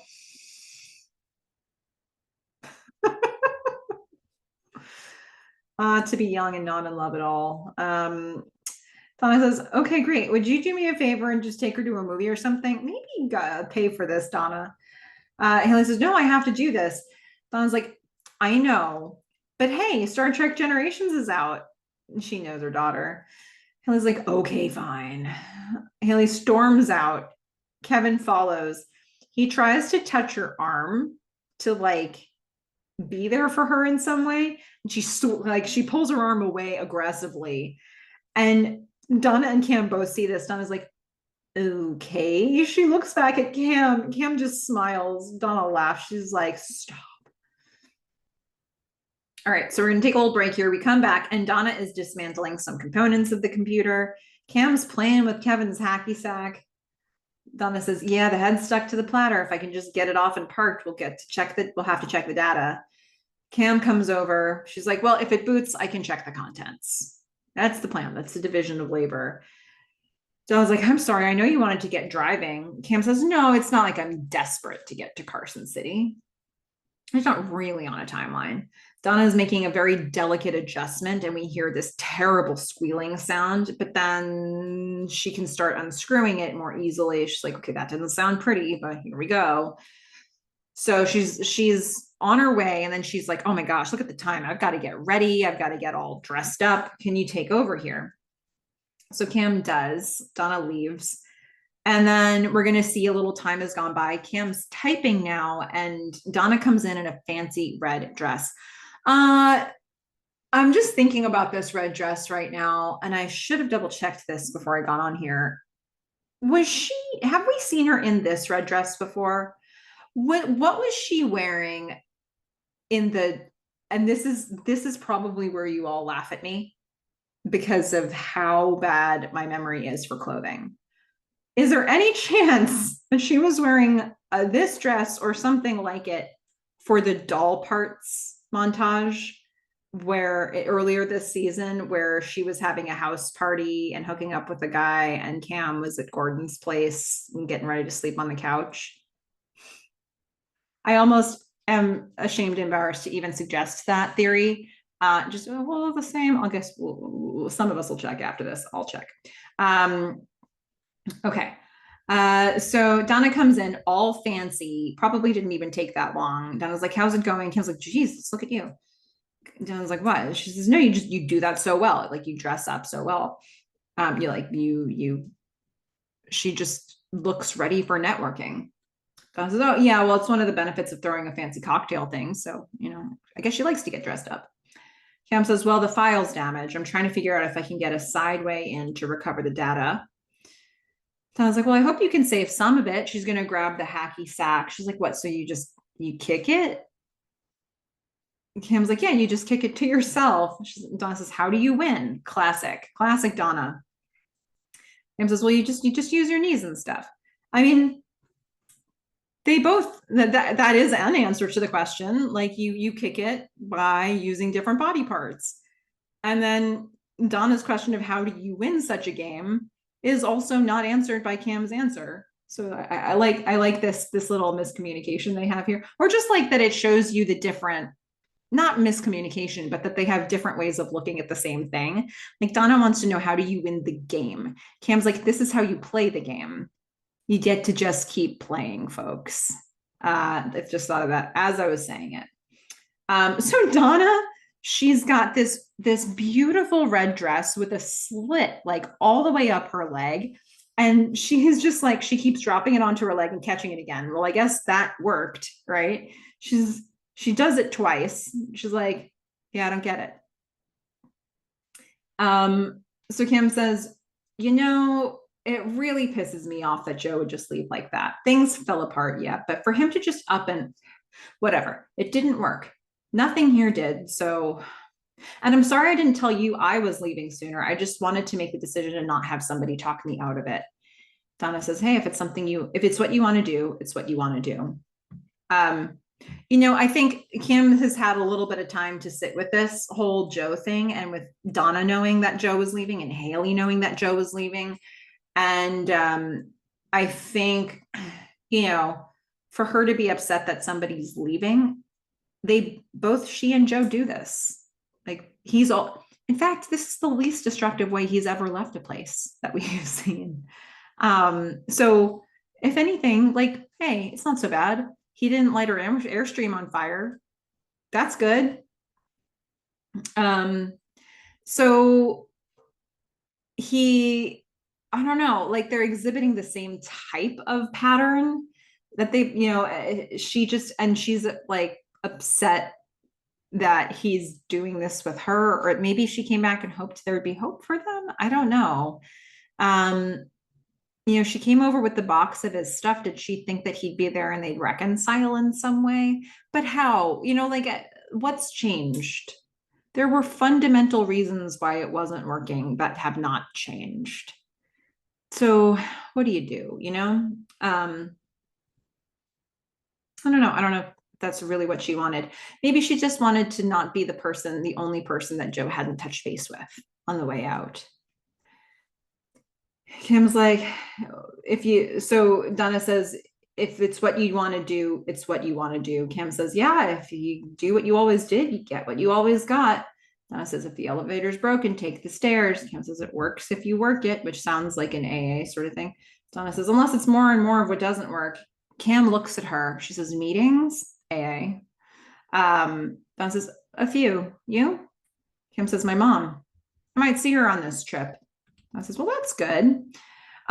What an interesting way to get around to realizing this aspect of what's happening in Donna's world for Cam, and to have that point of connection as well. Cam is looking at this project on Haley's computer. She's like, this might be toast. Donna says, well, you did copy the file before you converted it to rich text, right? Cam says, yeah, but I skipped RTF. I went straight to the hex editor. No idea what they're saying. Donna says, well, rebuild the header too and check the permissions. Kim's like, even if there's version control. Donna says, well, you want to recover the data, or do you want to make a 15-year-old cry again? Kim smiles. She says, okay. They both know their stuff. They both drop right in. What I take away from this, because obviously it's super technical and I have no idea what they're doing. What I take away from this is that they both drop right in to being in sync on project management. And if we remember the last episode, she was very much out of sync with Joe, even before they saw Yahoo as the Netscape directory on the toolbar. She's going through her punch list. He's not getting it. He wants things to be done urgently. They have 2 days. She thinks that's forever. He thinks that's no time at all. They, had no solid working relationship there, like at all. And here's Donna and Cam working on this little project. It's just this little test. And it's just so, they just finish each other's thoughts, sentences. They have a division of labor that's almost unspoken. They pick up when the other one needs to do something or to focus somewhere else. They can have personal conversations at the same time as getting things done. What a little microcosm of what could work in their working dynamic. Yeah, they had some big issues in how they handled management and how they managed conflict. But the process worked really, really well for them. And we're seeing it again right here. They just drop right into it after years of being at odds with each other. It's amazing. To be that in flow with somebody, it's so freaking cool. Anyway, Donna's going to go back to playing hacky sack with herself. She's getting a better hang of it. She's starting to bounce it twice, that kind of stuff. Cam takes the plunge. She says, hey, what if we work together again? Donna is really caught off guard. She says, do you have an idea? Cam says, no, the idea can come later. That's not what's important. What's important is what we just saw. As far as I'm concerned, that does not happen very often. I've had that feeling of being in total flow with somebody on a work project a handful of times before. Their I am just especially comparing it to the Joe and Cam stuff from the prior episode. It just feels so different to see these two working together. Donna inhales. She is speechless. Kim's like, I am sorry. Oh my God. Yep. That's Donna's like, no, wait, no. Kim says, no, forget that I said it. Never happened. I was like, I'm sorry. Kim says, I don't know what I was thinking. Donna's like, Cameron. And then Kim just turns around, looks back at her workstation. She's like, sorry. And you can see on her face, she's like, oh my God. Um, oh, but they sit with this moment. Cam does not walk away from this moment. Maybe she's choosing another option besides recursion, that the recursive loop she's been in before. Donna doesn't know what to say. She puts her hand to her forehead. She actually is going to leave. She's, I'm going to go check the caterers. I got to go do a thing in the other room. I'll be back. Cam says, yeah, okay, I'll keep working on this. And Donna leaves. She almost turns back to say something, but she stops herself. And you can see Cam's kind of upset with herself for bringing it up. Once again, is this a weird goodbye? Like, did I just make it weird? So we're going to see the party has started outside. It's starting to get dark. Diane and Donna are outside in Donna's backyard chatting. Donna is sipping water. It makes me, the number of times they've shown us Donna not drinking does make me wonder about that scene where they had her drinking wine and playing Pilgrim that last time. I don't know. Maybe she's gotten to a point now where she teetotals. Diane says, so imagine there are 5 of us crammed into this rented Land Rover, and Kimberly already has morning sickness. Oh, and the Irish roads are built for, I don't know, horse-drawn carriages. Anyway, John stops and takes a picture of every shamrock we see. Every shamrock. And in the middle of every shamrock, she says silently, so they self-edited the curse. Donna laughs. Diane's like, and more importantly, what you've done with the firm over the past 3 months, just wow. I was like, thank you. That really means a lot. We're going to hear Neil Young's Harvest Moon playing in the background, this song. It's actually going to pick up again the next time we see the party scene. Donna says, hey, Cameron's here. Jan says, yeah, I thought she'd be halfway across the country by now. Donna says, yeah, me too. That was the plan, but she just floated the idea of working with me again, just out of nowhere. Diane knows what this working relationship used to be. So she's like with one foot out the door and the rest of her life packed in a silver tube. Donna sort of does that expression that I don't know how to describe what it is with her mouth. She's like, yeah, well, that's her gift, thinking of impossible things. It's an interesting thing. I feel like Donna's floating with this to Diane to gauge Diane's reaction. I think she sort of trusts, like Dale perhaps says to Joe, like a lot of us trusted your finger in the air. Maybe Donna's feeling that way about Diane's reaction to this, because Donna, I don't know if she knows what to feel about the fact that Cam just asked her that. I think it's smart that she took a beat. I think it's good for her that when she takes that beat, Cameron doesn't just leave the house, which is maybe something Cam would have done in a previous iteration of Cam. But Donna's like, I need a second. I'm glad she takes it because she needs to know what she's thinking about this. They've been through a lot. We're going to go to Haley's room. Kim's looking at the computer kind of sadly. Haley comes in. She says, any luck? Cam shakes her head no. Haley says, okay, she's accepted it. Cam says, how was the movie? Haley says, it was weird. I'm going to spoil the entire movie for you. She says, Kirk was stuck in like a frozen time ribbon thing, and he was repeatedly living the happiest part of his life for decades. And then Picard comes and he's like, dude, get out of the ribbon. You got to help me. And so Kirk is like, sure. And he does. And he like immediately dies. Kim says, Picard's a jerk. And she laughs. She says, where's the Kevinator? I'll come back to that in a second. Is there anything in the description of Star Trek Generations that actually works in terms of the plot of this show? Kirk was stuck in a frozen time ribbon thing, living the happiest part of his life over and over. And then somebody asks for help and he then dies. Okay, who is that like in this show? That should be immediately jumping out at me, and maybe it is for you, but why are they bringing in this specific reference? Is Donna now living a happy part of her life and Cam's saying, let's do something together, and then Donna immediately dies? I don't know. Maybe.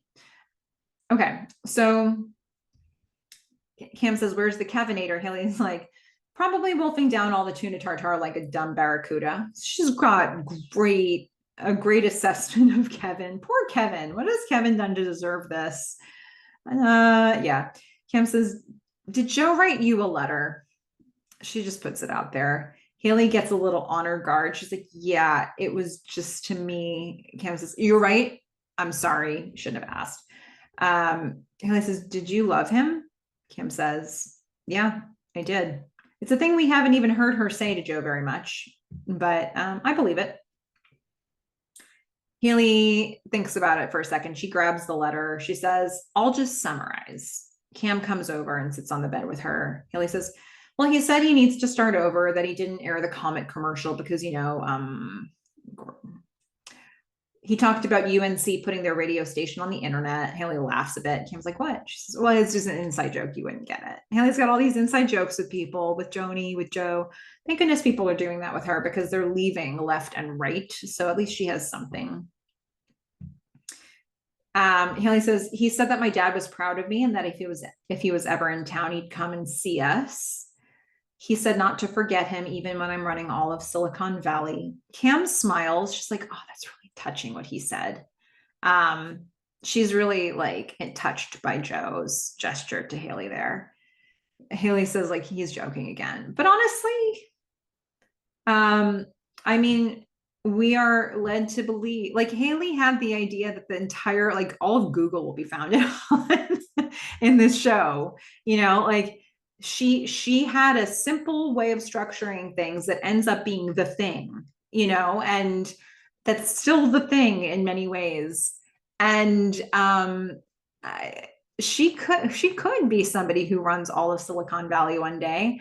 And I love that Joe sees that in her. And I love that he respects that and wants to nurture that. I love that he put his foot down about the commercial and he said absolutely no. And he ended the company and he's finding another path for himself. And he's preserving his relationship with Haley in some form. I think he's got totally different priorities now than he had in the past. He is not going to let Haley be another Ryan on his watch. No, not happening, because he doesn't want another Ryan and because he's not going to do that to Gordon and he's not going to do that to Haley, who he loves. Oh, Joe.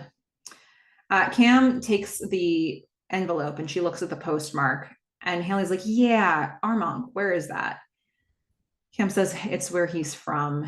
It's where IBM is. And that kind of disturbs her.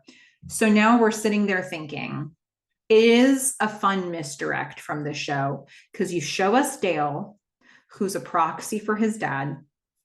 You show us Osiris and Denise, who there's the familial connection there. And then you have him go away to Armonk. So the thought is maybe he's going to work for IBM again. And for me, that would be so unsatisfying. I don't remember feeling really unsatisfied in this moment yet because I don't know. I was just really consumed by what they were showing me the first watch. But if I sat with it for long enough, I would have been like going back to IBM. I'm, like what a misdirect. And Cam, it's landing for her in the way that it probably should have for me. Haley's like, Kim says, well, I'm sorry that we couldn't recover your data. Haley says, it's fine. It's like what Joe said. Kim says, what's that? She says, fresh start. Oh. Kim's like, fresh start from everything, including Cam, I guess. She says, okay, well, come find me in the time ribbon. Kelly says, I will. They high five. This time they actually do hug. This is a really nice hug. This is a proper goodbye. They're leaving on better terms than they would have otherwise if this all hadn't happened. Cam's going to leave the room. Harvest Moon is still playing at the party. Donna interrupts and makes a speech for everybody in the backyard. And this is a nice long monologue for Donna. One of the longer monologues of the whole show. I mean, there are some Joe speeches that rival this, I would say, for sure. There's the Ryan manifesto from the end of, from later in season 3. But this is a nice long one for Donna. She says, thank you. I just wanted to thank you guys for coming out tonight. You guys see what we're up against. We see the pool in the foreground. They give us a lot of shots of this pool in the foreground because they want to set us up for what's going to happen at the end of the scene. And we're going to see everybody sort of standing around, including around the pool. And then Donna kind of up front, as far away from the camera as she can be. She says, when I graduated from Berkeley in 75 with a degree in computer science, nobody batted an eye. We're going to see Cam, who's now no longer with Haley. She's stepping forward into the crowd, still in her overalls. And she, as Donna's speaking, Cam's making her way towards the front of the crowd where Donna can see her. So Donna's saying nobody batted an eye then. That's probably because back then coders were like secretaries and engineers, meaning little soldier soldiers on the assembly lines were kind of invisible. And we're used to that. But somewhere along the line, these jobs became important. And don't get me wrong, I'm happy to hang out with you guys anytime and eat good food. But I hope that by the time my daughters are my age, they don't have to have gatherings like this anymore to remind themselves that they're actually here. I love that this begins with her really chronicling her relationship, her experience as a woman in this industry, and what that really looked like, and what respect was really given, and how many women there were who could do this type of work. She says, I've been in tech for 18 years. I've won and I've lost. I'm a woman who voted her female partner out of her own company, the company she founded. Kim's listening. I'm a woman who lost a marriage to, among other things, this line of work. I can't sleep at night sometimes worrying if I'm seeing my kids enough, or if I've been there for them enough, or if it's already too late. But I've done things. We're going to get the background music. We're going to get some slightly more hopeful undertones to the Paul Hesslinger score here. She says, that always comes with the price, but I did things. One of the many things I've learned is that no matter what you do, somebody is around the next corner with a better version of it. And if that person is a man, it might not even be better. It might just get more attention. And sometimes that person is you, the you that's never satisfied with what you just did because you're obsessed with whatever is next. The one constant is this group. Cam's tearing up here. She says, it's you, it's us. The project gets us to the people. You know, it's another way of saying that it's the thing that gets us to the thing, right? You know, it's Donna's version of that. It's Donna's variation. Because it's people that got me where I am. People like Diane Gould. Diane just beams in the audience being recognized like that.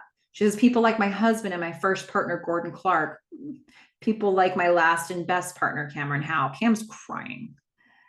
And for all the rest of you, I hope that tonight can be the beginning of something. Some things that even if we see each other across the corporate battle lines one day, that you know that I'm rooting for you. I can't help but not, because I'm a partner by trade and a mother and a sister by design. And I am so proud to be on this journey with you. Oh, Donna, what a long way this woman has come. Because not only is she chronicling in this speech, like the whole journey of women in her industry, and there are women of all ages out in this crowd right now. So that itself is beautiful.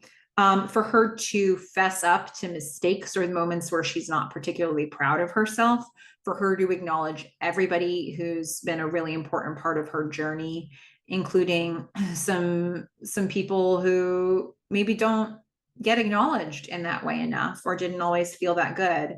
I mean, I think that the way that she acknowledges Gordon here is even different from the way that she acknowledges Gordon in season 3, where she thanks Gordon from the stage. Like, it just feels very pure here, and very thoughtful, and very like giving credit where credit is really due, and knowing what that means in a deep way.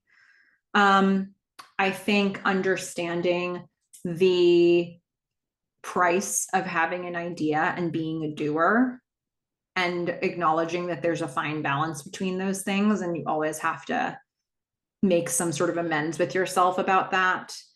I mean, it's her whole journey, right? I think the idea that that sometimes it's you yourself that's not satisfied with what you did because you're obsessed with whatever is next. We've seen all these characters doing that, always thinking about what's next. And in some ways, some of the characters were better at that than others. And those characters were cursed in some ways with that. Like for Joe, it was not always a blessing to have an idea that was driving him for the next thing. Same with Donna, same with Cam. Gordon, in the beginning of the show, was the one who had the least inspiration with his ideas. I mean, he tried to think of what to do after the Giant, and he was really disappointed with the Giant Pro in the end. But he had some ideas that changed the direction of Comet at the end, and they were good ideas. Well, that was actually Donna's idea now that I think about it. So maybe Gordon was the one who was most inclined to be sort of satisfied with where things landed. But so many of the characters in this show were always keeping an eye out on the future. And it meant, like, can you ever be satisfied with the present? It's just so beautiful. And I think, this is the most on the nose I think this show has ever been in terms of a feminist message. I think the whole show has a feminist message in terms of like putting Cam and Donna in positions of power at Mutiny, bringing in Diane Gould. I think that's all there. And it's one of the reasons I enjoy this show so much, and that we get a balance of these characters. We get the Joe and the Gordon and the Boz, and we get these female characters. And for me, that is one of the reasons that I love this show so much. But usually it doesn't come in the form of a speech like this, which is so on the nose. But at this point in the series, I think Donna's earned her moment. And I like the fact that in doing that moment, she gets to continue to grow her relationship with Cam. Because we've been watching them sort of repair piece by piece what happened to them. And this very public acknowledgement is just one more thing that they can do. If Donna's not going to say yes to working with Cam again, she can do this. And that means a lot, you know? All right, Donna looks at Cam after all this. Cam is smiling back at her. She's crying. She's so emotional from this. She sighs, she waves. And then she takes a step to walk away. It's her final goodbye. And instead, she falls directly into the pool that we've been seeing in the foreground for so much of this speech. And Cam's just like, ah. And Donna runs to the edge of the pool. Her mouth is covered. She's like, oh my God. And Cam pops back up to the surf and she's like, oh, that wasn't the goodbye moment she was aiming for. Talk about show stopping. We're now going to see after the party, Donna's backyard, the workers are clearing everything up, and Donna and Cam are soaking their legs in the pool. I guess Cam didn't leave. She's still drying off. Donna's like, no, this is good. Now everybody knows you were the crazy one. Cam's like, oh, good. Well, I'm glad I could be of some service. Donna pauses. She says, so about working together. Like, glad you're here. About working together. Cam says, I'm sorry. It was a terrible idea. I shouldn't have brought it up. Donna says, no, I can't tell you what it means to me that you asked. I think in some ways I probably have been waiting for years to hear that. And to put a finer point on Donna saying this, not only has she probably been waiting for, because she's definitely been waiting since Cam booted her off of the World Wide Web project at the end of season 3 and 310. But we can take this back to season 1 when Gordon didn't ask Donna if she wanted to work at Cardiff Electric. And you know that stung then. Donna has just been waiting to be invited to the party for so long.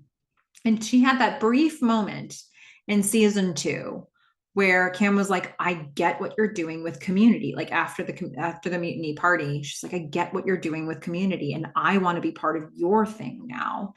And Donna was so moved by that. And it was this great moment for them that lasted 15 minutes maybe, because right after that they found out that WestNet existed and Mutiny was like absorbed into it, and it was hijacked. So they didn't even get to really feel that moment for very long. So for Cam to ask is a big deal for Donna, going back all the way to season 1. Cam says, well, I meant it. Donna says, I know. Of course, it's also the surest way to screw up what we do have now. Cam's like, which is? Donna says, we're friends. Maybe we should try that for a while. Haley comes out. She's like, you falling in that pool was probably the funniest thing I've ever seen in my entire life. And she's laughing. And it probably is the funniest thing she's ever seen in her entire life. It's got to be up there with the weekly website indexing contest. Donna says, yeah, where's Kevin? Haley's like, I dumped him. I was like, oh, I'm sorry. Are you okay? Haley looks totally okay, very nonchalant. She's like, yeah. Haley goes back inside. Donna leans into Cam. She's like, sometimes I think maybe Cam leans and she's like, Haley's gay. Donna's like, yep. Cam's like, yeah. Donna smiles. She says, these girls, they're just amazing. Cam then says, hey, what's happening with the old mutiny building? So pause before we go to the old mutiny building, because we need to take this conversation to another location and repair a little bit more. I'm really glad that both Donna and Cam are very aware of like Haley's sexuality. Haley has not come out of the closet, but you know that when Haley is ready to, she's going to be very well received, that everybody knows. Joe knows, but from afar. And now it makes you nervous for Haley because like the one person who's aware is far. But Donna and Cam know. And Donna's reaction is, aren't these girls amazing? How beautiful is that? When she comes out, it seems like it will be to the best possible reception from her mom. And Joe knows that Gordon knew. So I feel like there's something like a soft landing place waiting for Haley here when she's ready. So there's that, right? I think now it's so interesting for Cam to say what's happening with the old mutiny building. It's like, here's one more thing that we can do to heal our relationship. Let's go to the scene of all the crimes. So many of the crimes that we've committed to each other happened in that building. Let's go. And Donna's like, yep. So we're going to now go to the old mutiny building, the old Comet building, the old Calneck building. It's dark. Cam says, I mean, I can't believe they spent all this money redecorating and didn't even change the stupid lock. So yeah, same locks, different companies each time. Donna's like, whoa, there's carpet in here. Cam says, yeah. She's like, and look at all the glass and the decor. Cam says, yeah, this was Comet. Okay, so Gordon was in your office. I was like, yeah, okay, of course. Cam says, and Joe was in mine. She says, oh, and Gordon rewired the Ethernet so it patched down through the ceiling, which was really genius. Donna laughs. Kim says, what? She's like, do you remember when, so now they're going to get into reminiscing. You remember when Lev and Yo-Yo took the fish tank full of sea monkeys and they moved it over by the fridge? Kim says, oh yeah, and Cam and Carl reached over it to try to get the better cheddars and he spilled it all over himself. Donna says, yeah, and he ruined his pants. Kim's like, ruined his pants. I can just picture it. Donna says, so he had to strip them off and he was wearing, he was like, what was that? Donna says, he was wearing that thing. It was like a jock strap. And she's like, no, it was bikini briefs. I was like, oh my God.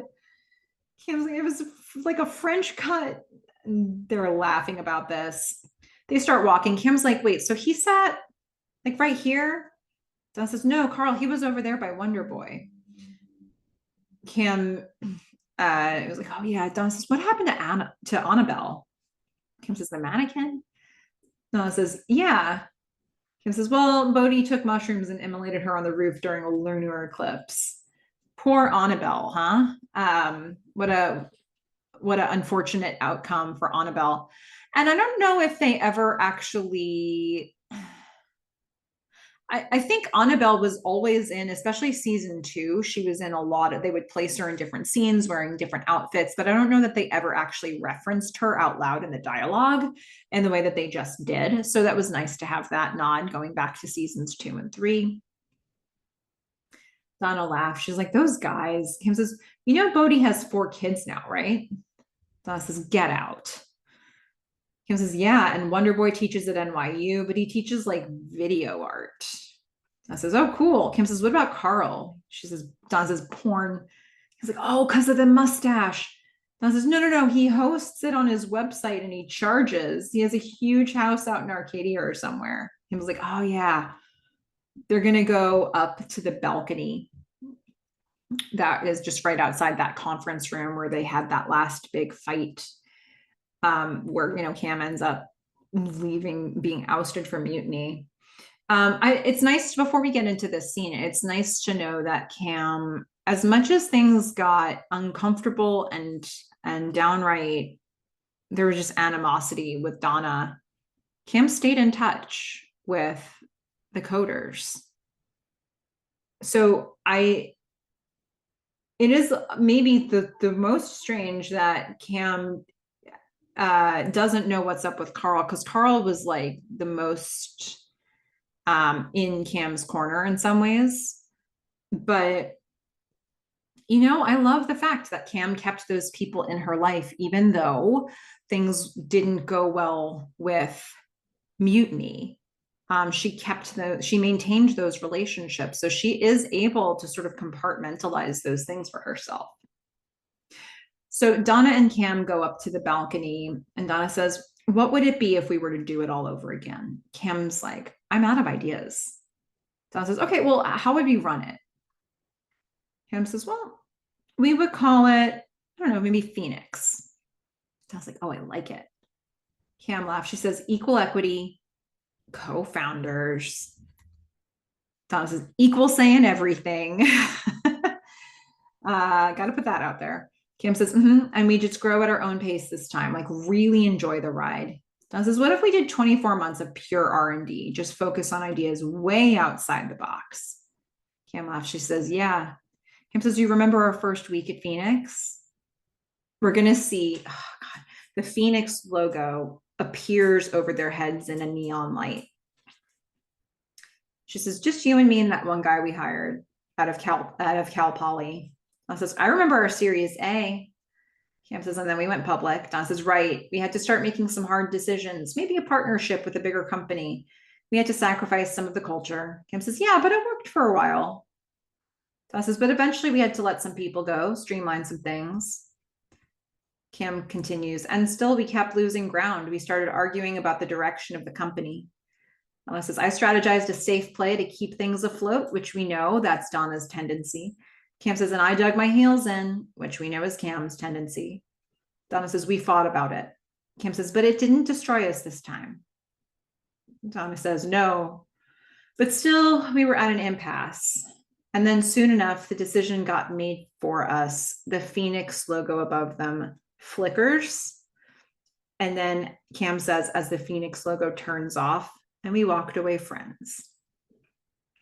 He says, "Hey, it was a pleasure working with you at Phoenix." Donna says, "I loved every minute of it." And she sounds really genuine there. And they both continue to look out into the bullpen. Oh my God, it's such a beautiful scene. This idea that they know, first of all, that they're able to finish each other's sentences, tell the same story. These two are just so exactly on the same page in terms of how, like,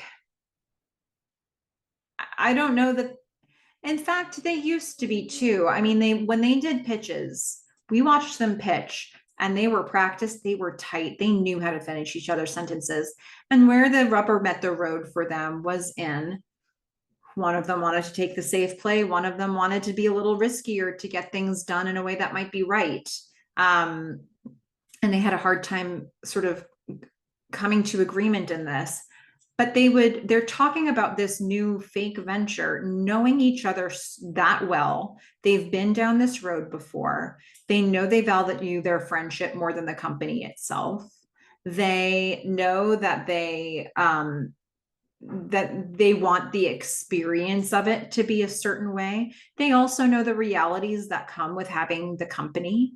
And maybe they'd be better positioned to keep a cool head when they encounter the very things they're predicting here, and just to sort of do this test run exercise of running this company, knowing that they have the same ideals, they have the same goals and the same definition of success, and knowing that the company would probably fail and it would still be for them a success, and then being able to leave this conversation feeling fulfilled from that.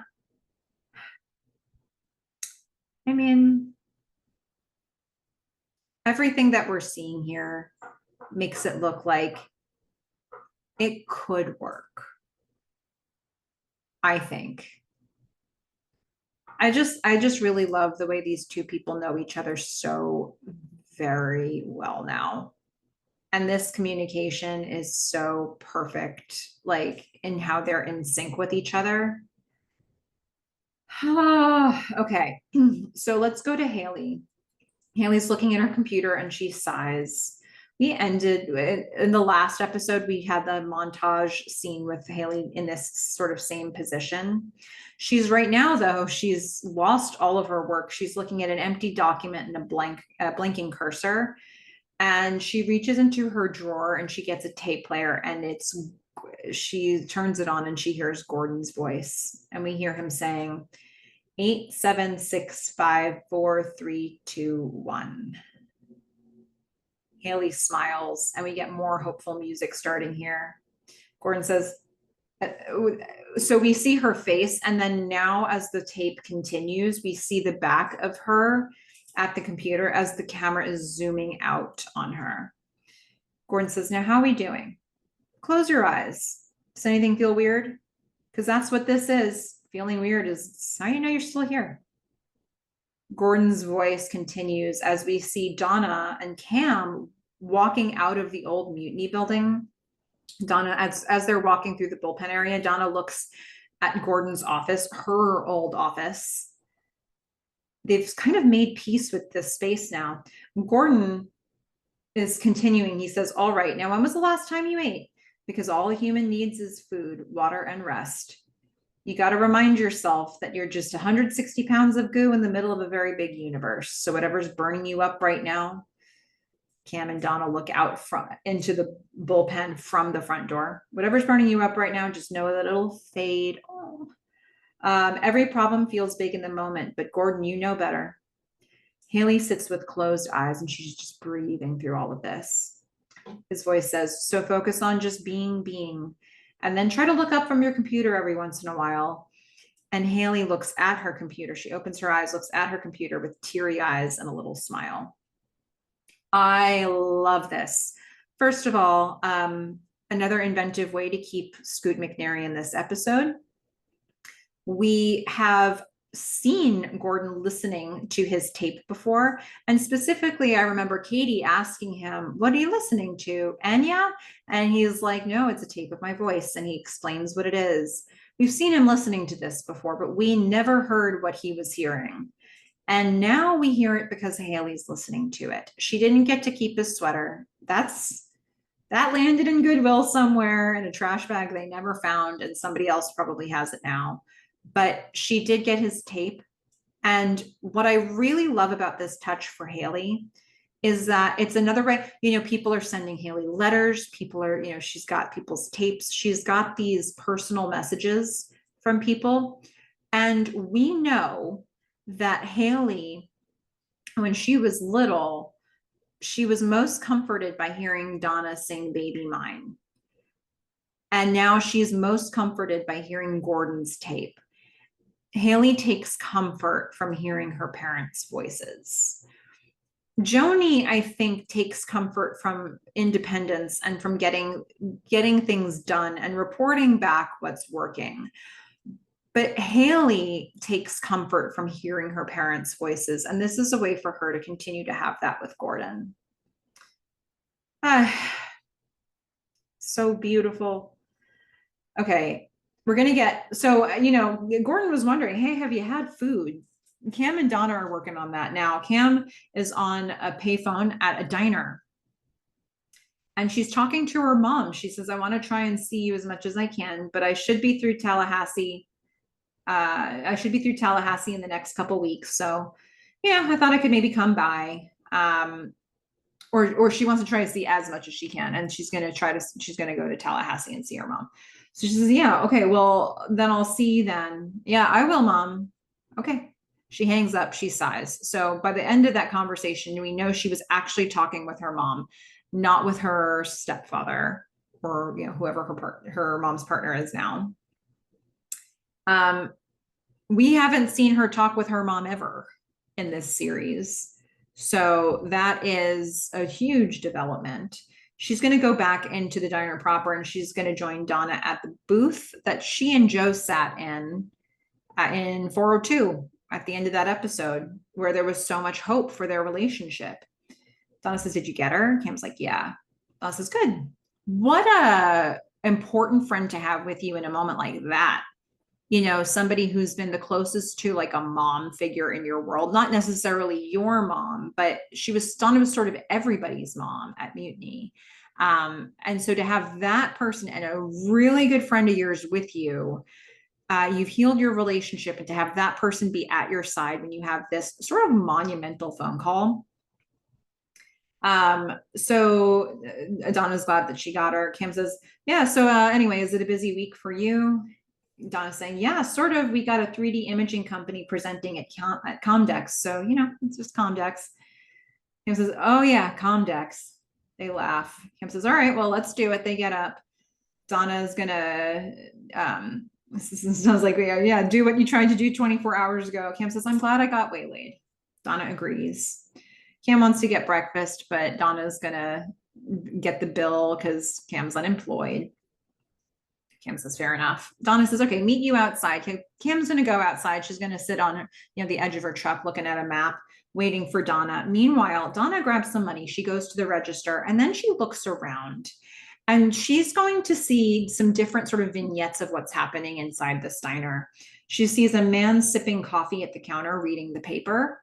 She sees a man going to the jukebox to play a song. She sees a woman taking the order of a couple patrons with a notepad and a pen. And then the waitress in front of her takes money she is making change from the cash register. And Donna has a light bulb moment. What's the light bulb moment? I don't know. Donna's like, oh my God. She finishes paying. She looks out to Cam and she kind of quickens her pace. She walks out the door. She leaves the diner. Kim's just sitting there, in the driver's seat, sort of on the edge of the driver's seat, looking at her map. And Donna's like, Cameron. And Cam looks up. She says, what is it? Donna walks up to her. She puts her hand on the driver's side door. She says, I have an idea. And her breathing starts to get a little quicker, like Donna's feeling excited about something. And we get the opening notes of Salisbury Hill.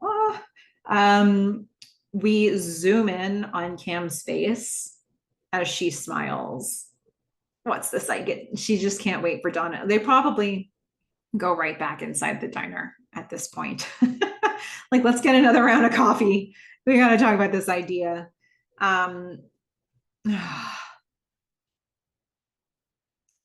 Before I talk about this closing montage, first of all, just hearing the opening notes of Salisbury Hill just like brings up so much emotion for me. But also, this, it's like the perennial question from Halt fans. What's the idea? And look, I just mentioned all the things that Donna was looking at. What could it be? Could it be like how you consume news online? Could it be music online? Could it be something about online ordering? Could it be an online payment system, which is maybe the first thing that I think of with this? Could it be, there's just so many different things it could be, right? And it just doesn't matter. And I think they've both said, even in this process, like the idea can come later. Like the R&D is part of the process. But they have worked through the model and they're both on the same page about it, and they know how they operate and they think in flow with each other. And just to have an idea that they can both be excited about means this thing could work. Yeah, I don't know what the idea is, but I believe that these two can partner together and that can be a great thing for them. And I think they will. I don't know. That's my interpretation of it. So we've got Salisbury Hill. We zoom in on Cam's face as she smiles because she wants to hear Donna's idea. Then we're going to see everything with Joe almost until the very end is slow motion. You see the wheels of his Lotus backing into a spot. Remember when in the pilot, the Lotus was driving forward at full speed, and this time he's backing it up into a parking spot. And I think there's something symbolic of that too. Like he's sort of settling in.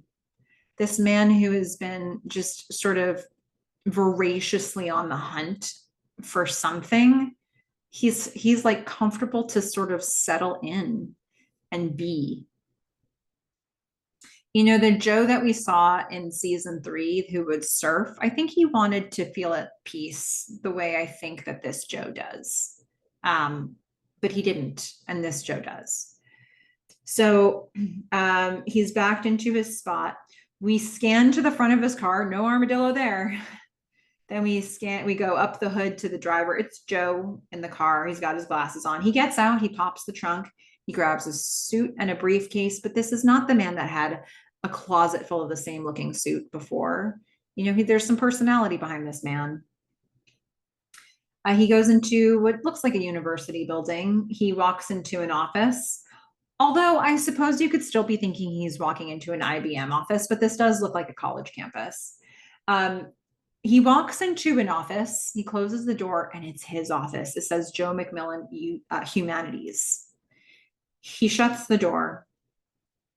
We're going to scan through real slow the things in his office. We've got his sort of like line art on the wall. I believe we've seen this painting before, or if it's a painting or if it's a poster, I'm not sure what the medium is. We see his reflection in it. We see the picture of Joe and his mom from when he was little on top of the Pigeon Feathers book that he read to Cam in 402. We see the giant from season 1. We see a Buddhist statue, which I associate with season 3. We see the book Streets of Laredo, which is the book that Gordon was reading when he died. We see Slaughterhouse 5, which we've referenced in this show before. We see Fahrenheit 451, and I don't know that I have referenced that here before. So where does that fit? It's been a long time since I read that one. We see The Trial from Kafka, also wondering, you know, where that fits. We see a picture of Cam. We see the book The Soul of a New Machine by Tracy Kidder, and that is a book that people who worked on this show it was part of the research that a lot of them did for this show.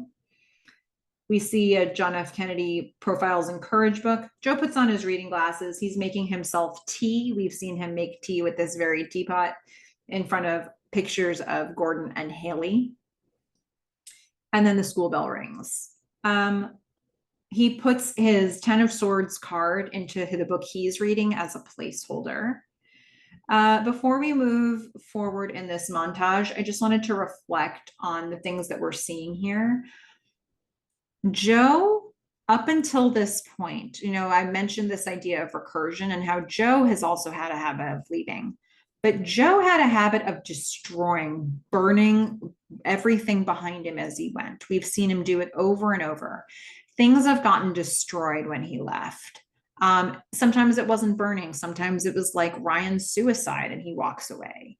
But things always got destroyed and he didn't necessarily bring the mementos with him. And now this Joe, season 4 Joe, not only has not burned everything, he's got a little bit of every part of his past that we've seen, like every part of it. Is all in this one room. He is a man that wants to remember them. Even the relationship with Cam, he walked away. They both walked away from it. He left. He didn't tell her he was going to New York, but there's a picture of her on his desk because she's been an important part of his life. There's a picture of Gordon there. He's an important part of his life. There's not a picture of Joni there. Which there is one of Haley. He obviously has more points of connection with Haley at this point in her life. There's not a picture of Donna, which I always thought was interesting, or of Boz for that matter. I feel like there could have been pictures of those two, but I also feel like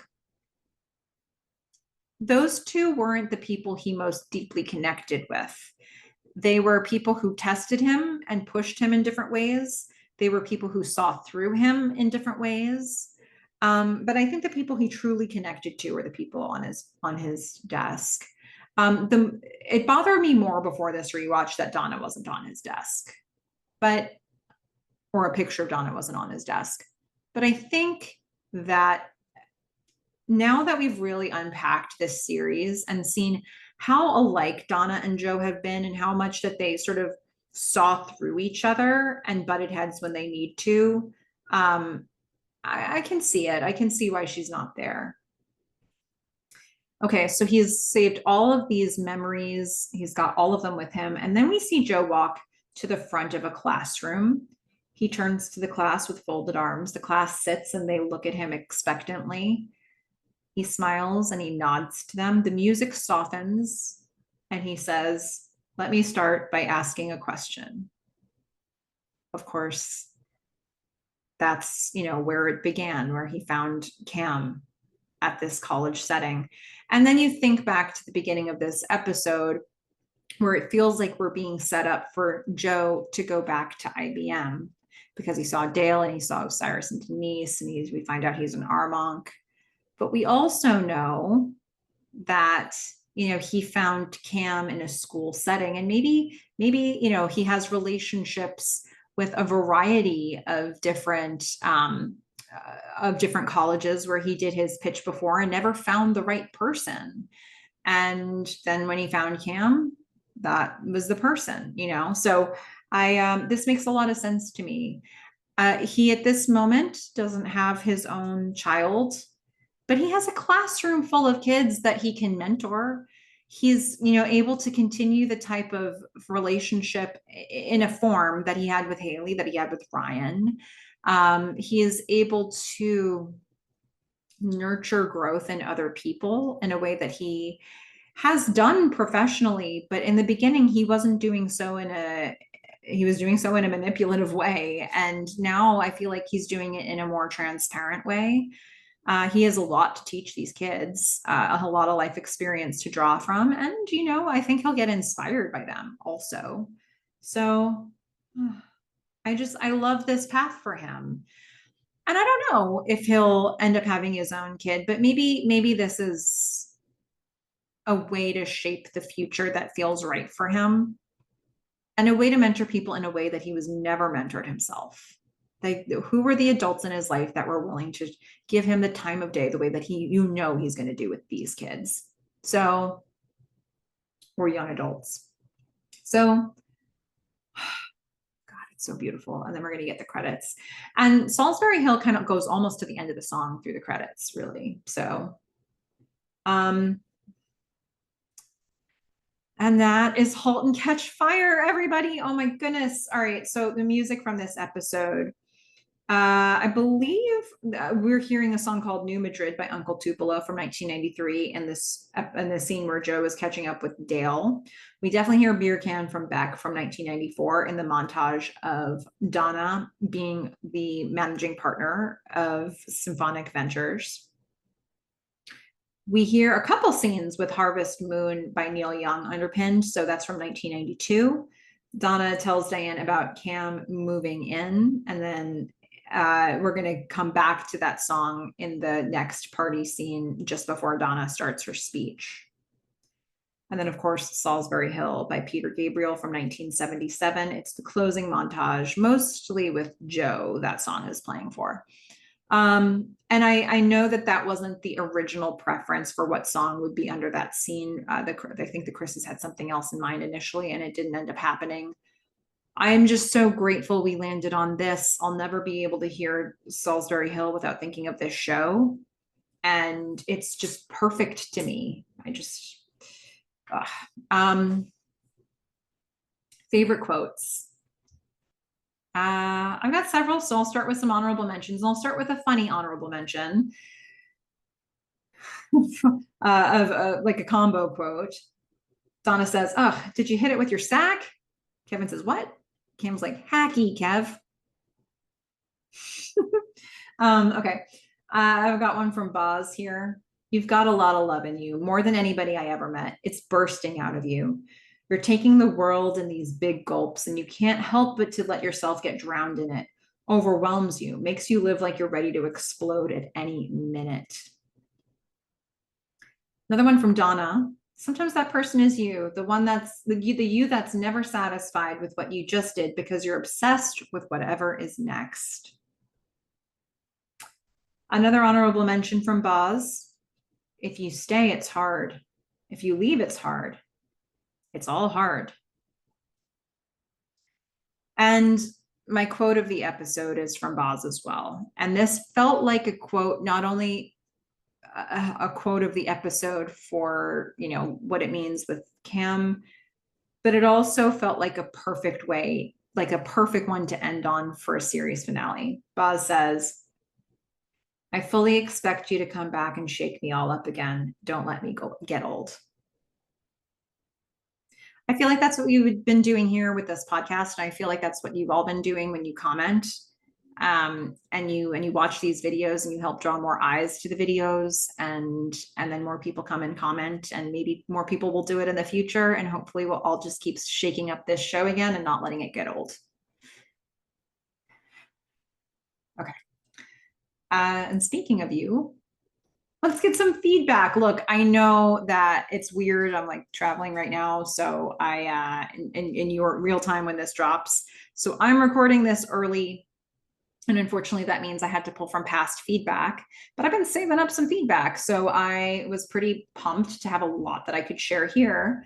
We're going to go around the horn and hear from, you know, everybody I could possibly find something relevant for this episode for. So we're going to start with Jennifer Roner with feedback from 102. That's right, because we have so many things that get referenced from the beginning of this show right here at the end. So Jennifer said, I also find the conversations between Joe and Dale interesting. As you mentioned, Dale acts as something of a proxy for Joe's father. Through their chats, you get some hints about Joe's past, his situation at IBM, and his relationship with his father. I see Dale, the ultimate corporate guy, but also someone who seems to be intrigued by Joe. Dale seems to recognize that Joe might be an extreme personality, but also that he is a mover and a shaker and makes things happen. Dale himself isn't much of a risk taker, but seems to enjoy watching those who are, and seems intrigued to watch and see what Joe will do next. And when we meet Dale once more before the entire story ends, he tells Joe that very thing. Yeah, just bringing it all back. This is what Jennifer was thinking when we first saw Dale, and now this is what we're thinking when we close him out. Some thoughts from Amelia Flowers. First, from episode 309. I love what Cam says to Joe on the internal balcony. It's so hard to bring about actual change, but he brings people together, and she thinks that's really great.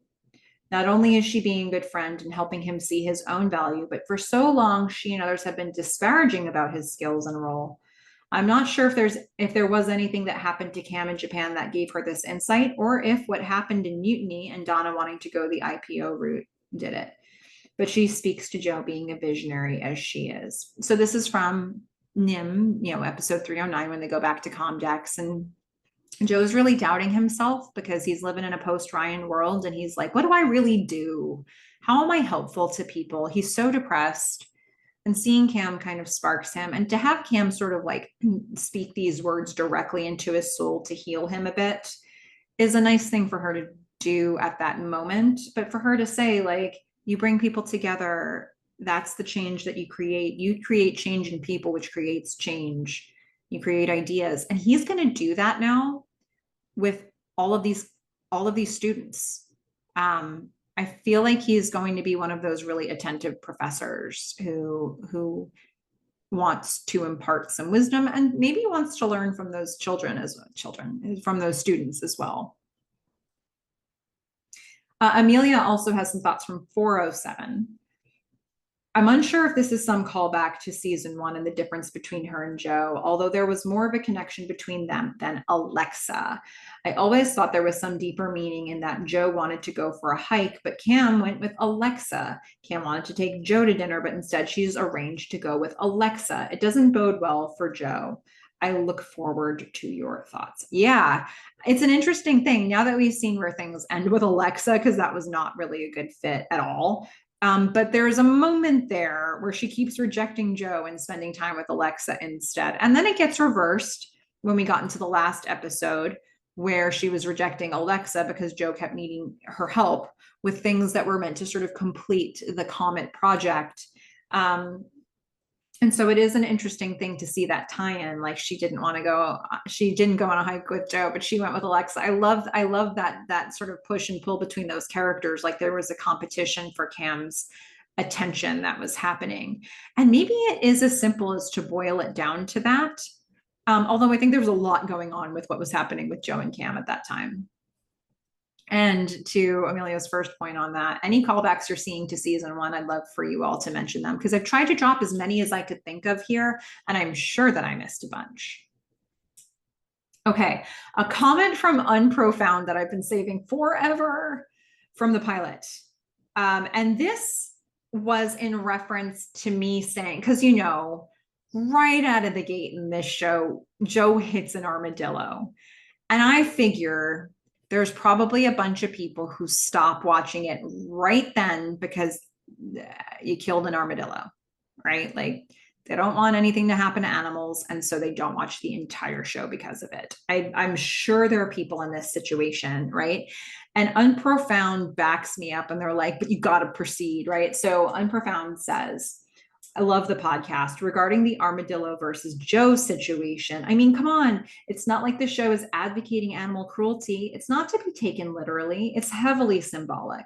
The armadillo is business as usual. The old ways, Texas, Cardiff Electric, B2B mainframe computing, just plodding along, doing fine. Gordon was able to work at Cardiff despite completely phoning it in. Joe is progress. He is the coasts. He's new business. The information age. If you are unwilling or unable to get out of the way, you get run over. Joe didn't try to hit the armadillo. He was reckless and likely remorseless. In doing what he does, there are casualties. He's smart, ambitious, and destructive. That's creation in this arena. It is creating the new by destroying the old. In about 30 seconds, they communicate, foreshadow, and set tone with that scene. It does the creators a disservice to take literally. Yes! I've been waiting so long to bring this in. And when I saw it come in, I was like, oh, I missed being able to bring it in regarding the pilot, but I could bring it in the finale. So sorry, Unprofound, if you've been waiting for this forever, but you best believe you're going to get a mention here because I love your takes on that. So good. Okay, a comment from Synthetic Gerbil from 303. And this is in reference to the scene with Absolute Beginners from David Bowie playing under it, where Ryan gets to Joe's party and he brings a bottle of wine to a big raging house party. So Synthetic Gerbil says, I didn't even consider this mentor type relationship they have started here may have ignited where Joe ends up at the end of the show. There's probably some amount of regret with how Ryan's fate went, that maybe he wants to get it right on helping people who are young, bright, and interested to succeed without all the extra drama and baggage Joe often brings. You see it with him wanting to mentor Haley in a way too, eventually noticing another person who is also growing up brilliant, awkward, and queer as well.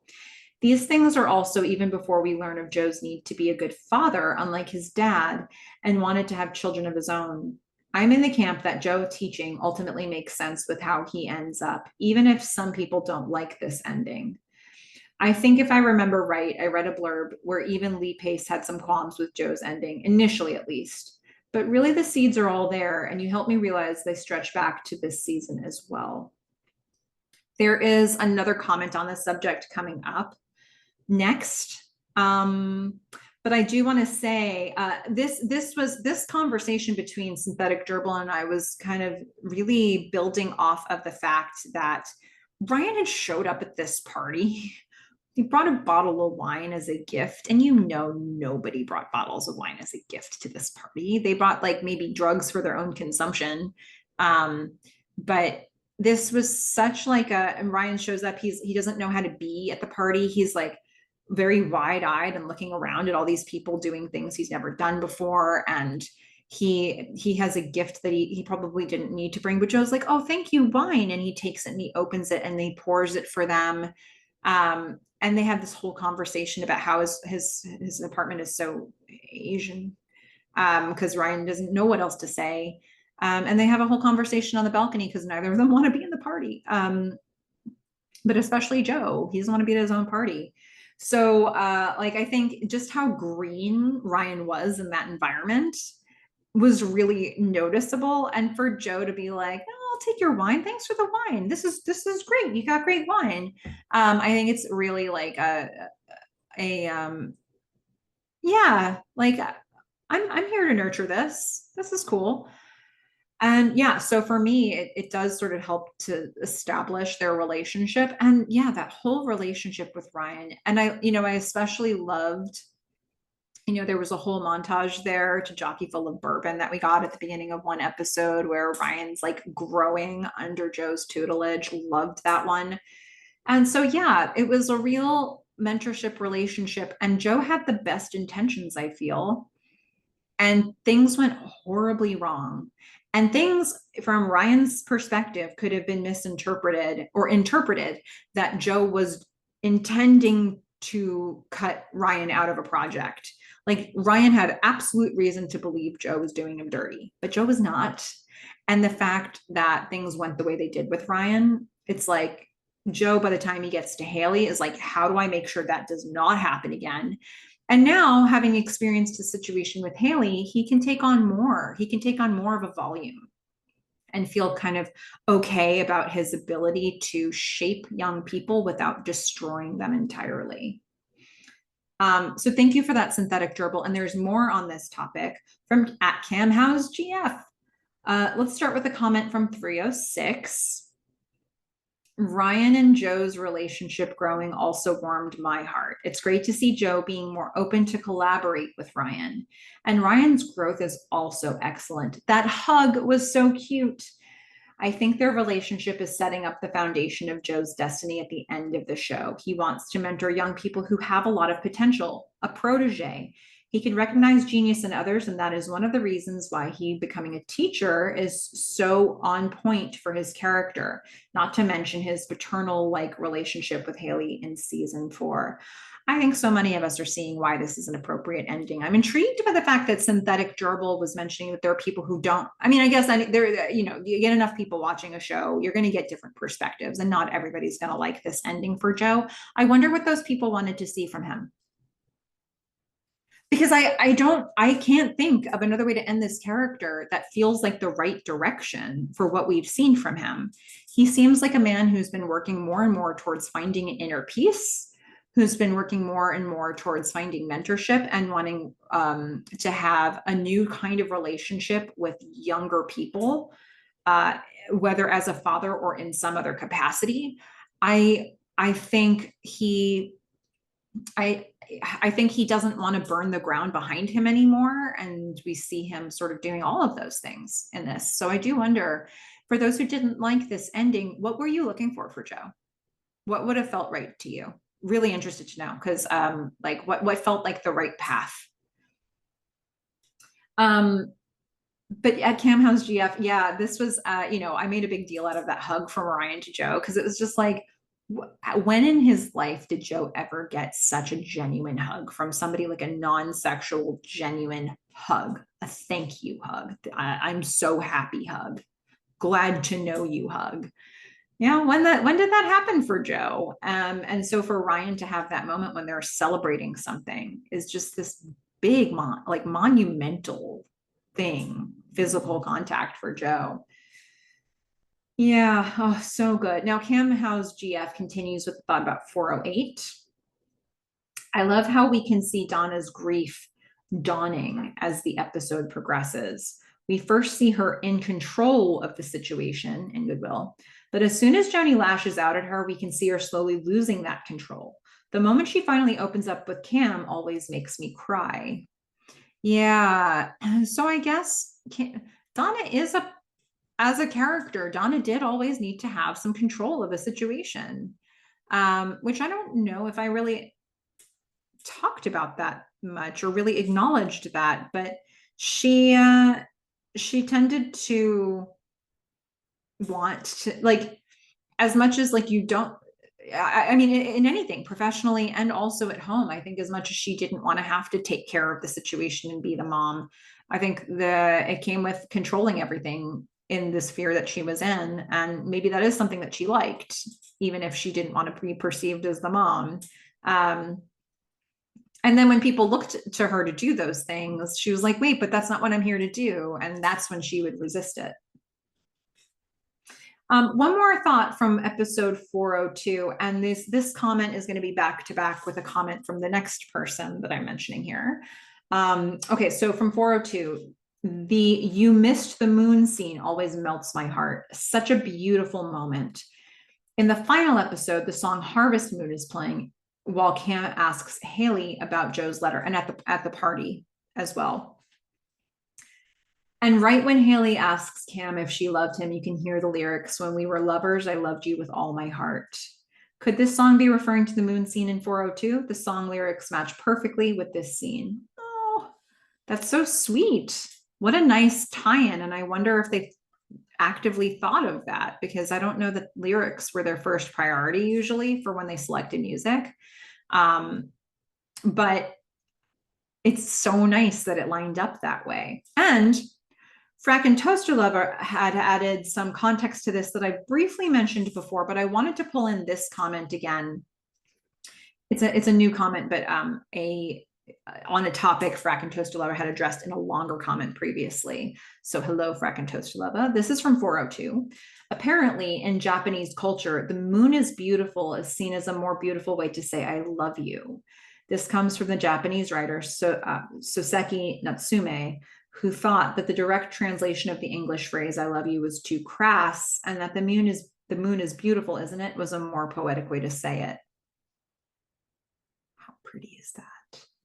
And so, yeah, to see that sort of tied up again in Harvest Moon, so nice. From 403, Frack and Toaster Lover continues with this thought. I thought Cameron chucking all those boxes in the dumpster was a moment of catharsis for her. She's freeing herself from her past, but Joe might indeed see it differently and be concerned as if, does she want to stay here? Which might create misunderstanding and conflict. Joe might be thinking about it in terms of, does she want commitment with me? Yeah, so the reason I wanted to bring this comment in here is that to see, like, Joe now has brought all of this stuff with him, all of the memorabilia with him. And I thought about Cam chucking all the boxes. And Joe watched that. And previously, Joe has been a guy who lit trucks on fire and who, he flooded a whole IBM center. He has destroyed his history, his relics. And then he watched Cam do it, and it unsettled him.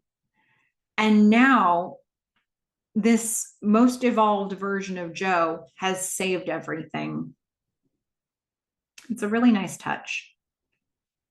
Now, from 407, there are a couple different thoughts here. First, specifically on Joe and Cam. Joe talking about hiking while Cameron is working is an interesting reversal from the time earlier in the season when Cameron was the one who wanted them to go and spend time together in nature, while Joe disliked the idea and was overworked and even fell asleep when they were there to spend their first day at the Airstream together. And as you reminded us, Joe enjoyed nature and outdoors activities before. Their disconnect isn't even so much about different interests, it's mostly bad timing. And while Cam told Gordon that working together again would be a minefield, working on different things may be a problem now too, since it's such a big part of their lives that they're genuinely not sharing. I don't know if there was a way to win there. I mean, it's so interesting, this conversation about time. Like, yeah, the children thing was a problem, but timing was definitely an issue. Like they did sometimes want the same things, but not in the same moment. So that was a factor for them. But then we see them working together in 409, and boy, is that not going to go well. Like, it's not going well. They're fighting through it. They're arguing through it. And there's the tension added of Gordon having passed away.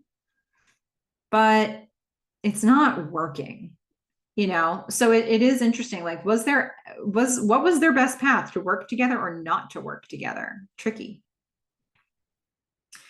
Another comment that Frack and Toaster Lover had is about the Pilgrim game. So loved this take. About the Pilgrim game, I had remembered the ending with the Pilgrim as a child finding their home and being reunited with their parent, maybe mother. which makes the game a story about looking for a way home. But I don't think I noticed or remembered before that the pilgrim falls into what looks like an abyss and that there's a light before the pilgrim finds themselves on another plane in front of their home. I'm not sure if I can connect that to the Gordon scene in a way that makes sense. We tried. Instead, that might mean that you need to take a leap of faith, jump into the unknown, take a risk to finally find that way back home. A lot of people seem to think the game is all about Cameron feeling that she's really at heart a child, and that's certainly a part of it. But the idea that she's the only one who's a child or that she needs to find a parent figure while all the others are adults doesn't ring true to me and feels like an infantilism of Cameron, infantilization of Cameron, especially as she designed the game for everyone to play it from the point of view of the pilgrim.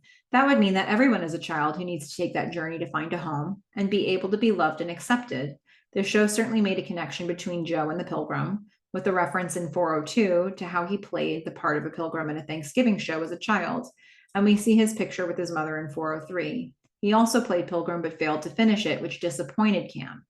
Joe is also a child who needs to find a way home. And Donna certainly lost connection to inner home and that inner child for a while as she was playing the role of a ruthless businesswoman. Such a great abstract look at this game, right? And I think now, by the time you look at 410, characters are finding home. So Donna and Cam find each other, maybe a new partnership. Cam might reconnect with her mom, although I don't know that I think that that's as much of her finding home as finding home with Donna, to be honest. Joe goes back to Armonk, the place, where he, associated with family. And, he finds a way to find professional satisfaction and legacy for himself. Haley, I guess, is finding a home in her projects. I think Haley's got some work to do in this regard, but she is finding home base in her dad's voice. And then Joni might be finding home in sort of discovering that home is everywhere, is in the unknown and the adventure of it all. Diane and Boz, home are really each other, I would say. So I think they're all kind of finding those connections. All right, some thoughts from Present Hour 24 from 307, The Threshold. The scene where Cameron gets booted out is heartbreaking. I blame Cam for this moment because she was unable to keep it professional and take things way too personal.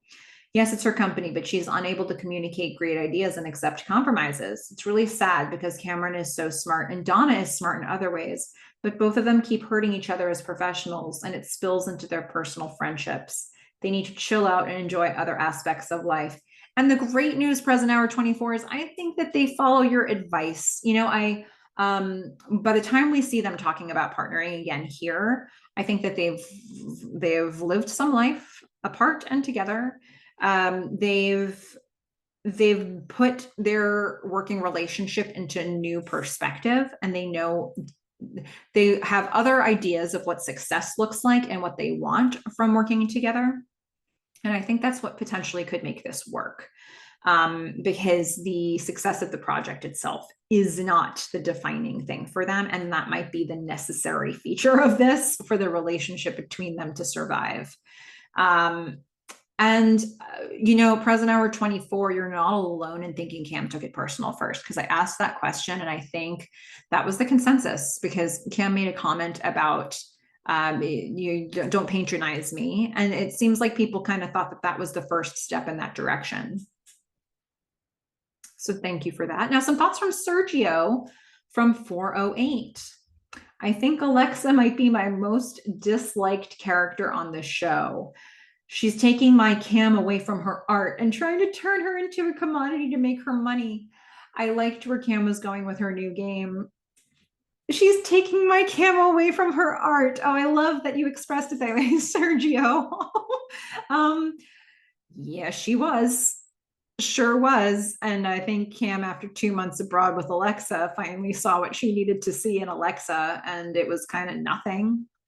It was kind of like didn't have substance under it. And Alexa didn't see what she wanted from Cam. I think both of them probably have partnerships that are right for them out there, and this was not it. It was not it at all. And I think whatever Donna's idea is that she's going to bring to Cam right now, I think it's actually one that's going to be the right fit, whether or not it's directly involving games. I think Donna knows what Cam well enough that Cam will bake in her interests into this idea. Like maybe she'll find a way to gamify whatever the thing is. Like there's something in this that there will be a piece of interest for both of them in it. Okay.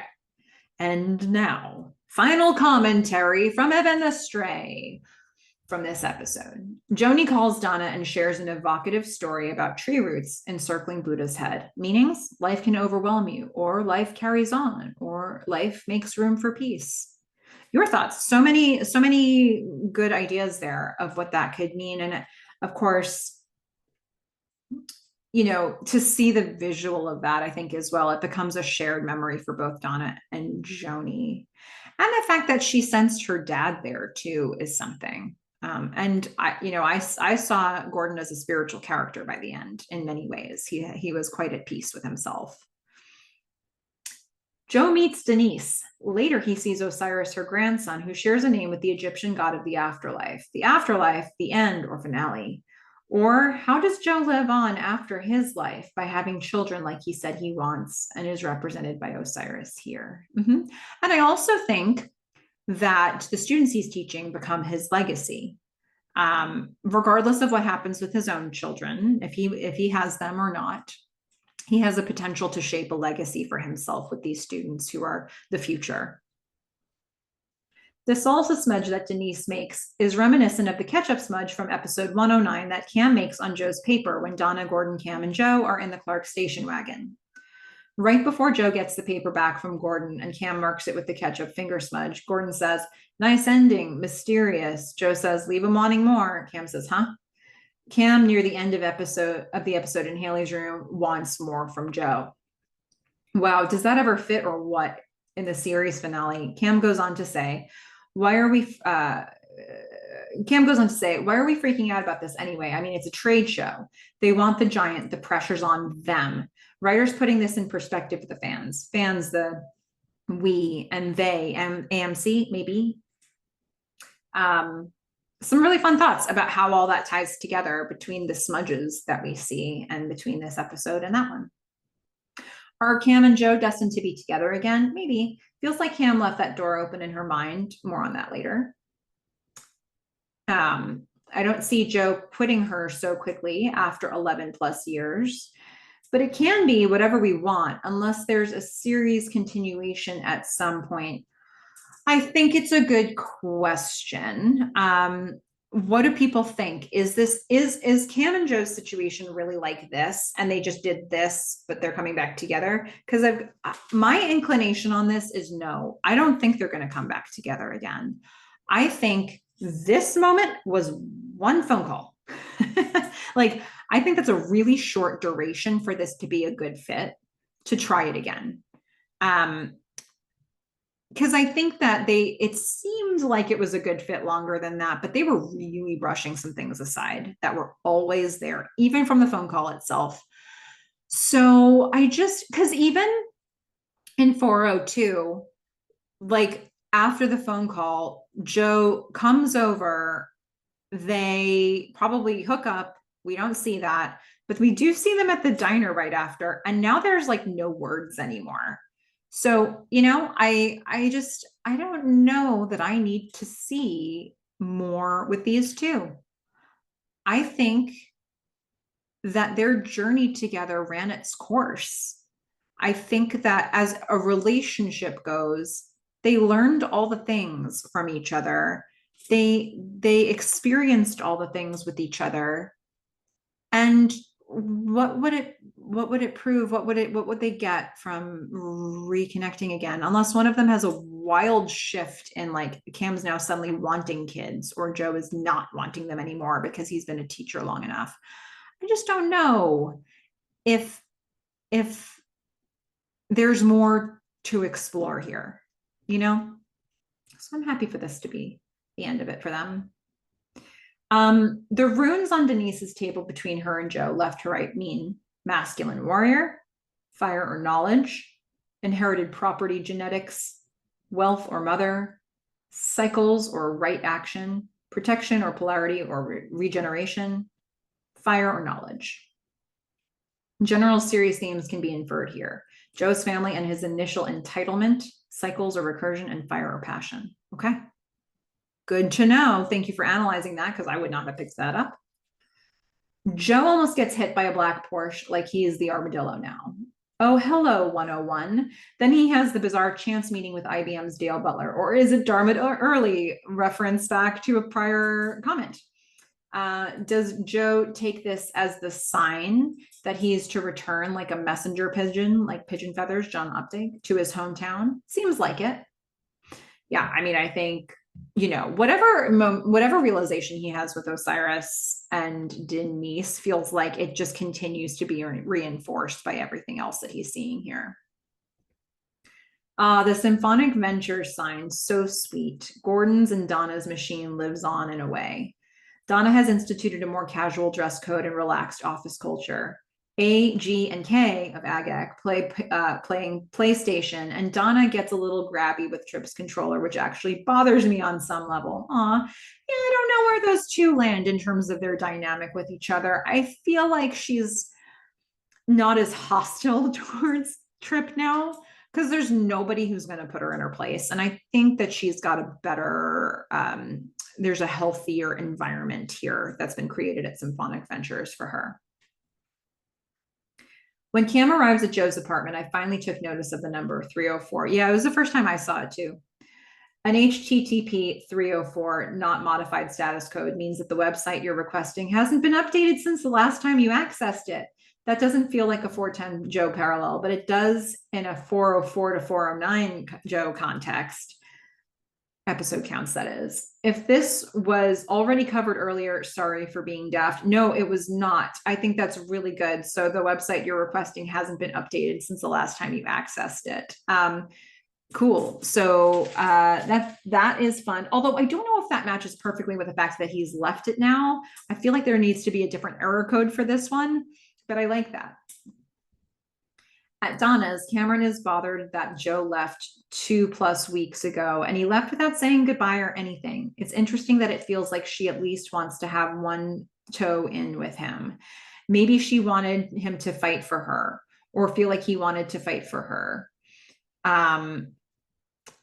She's even a little jealous of the letter that Haley received from him. It's likely hitting a nerve with her that he's just gone, like her father. But I feel like she's not forever done with him. She's stuck on him like the hard drive's platter Donna tried to fix. Donna managed to break it free, but they ultimately didn't fix the problem. Yeah, I think Evan the Stray, I think we're landing in a different place with their relationship. But I bet everybody is. I bet people are, some people want more from Cam and Joe. Some people maybe feel the way that I do. I don't know.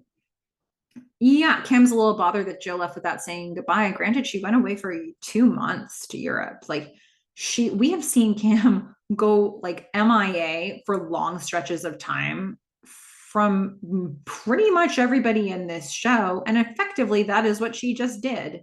So I don't know if he had wanted to say goodbye, exactly how would he have done that?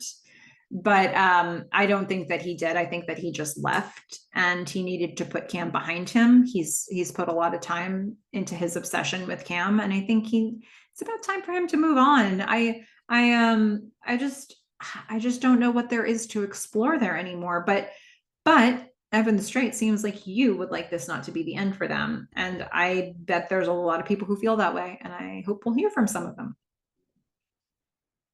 In Cam's repeated questions to Donna about working together again, it really evokes feelings of previous discussions in this podcast of Cam needing her person. Gordon is gone. Joe is soft gone.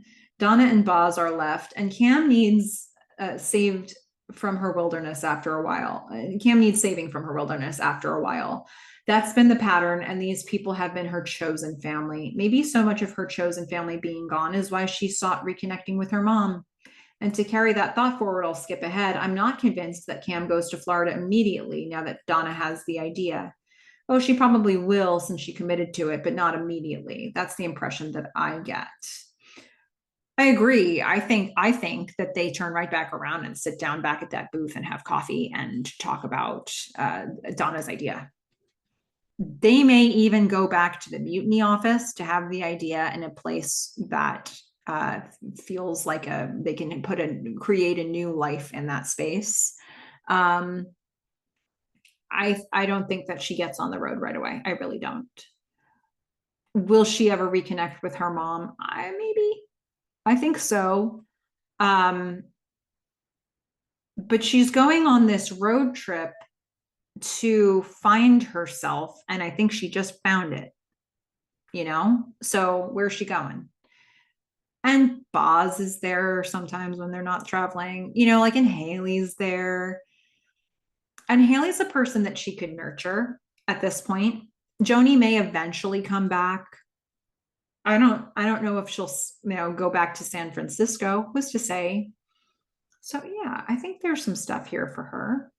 Plus, who knows? Maybe some of her mutiny coders, like are still in the city. So, could be reasons to have that connection. Cam asks Haley about the new Star Trek movie, Generations, which I also saw in the theater.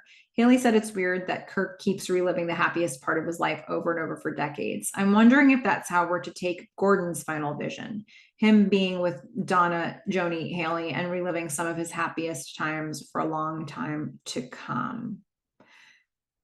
I want to say yes to that, but then I also want to say no if you interpret that his final visions were actually his memories of his most, like, his moments of great shame. Are they happiest, or are they his moments of great shame? It's hard to say.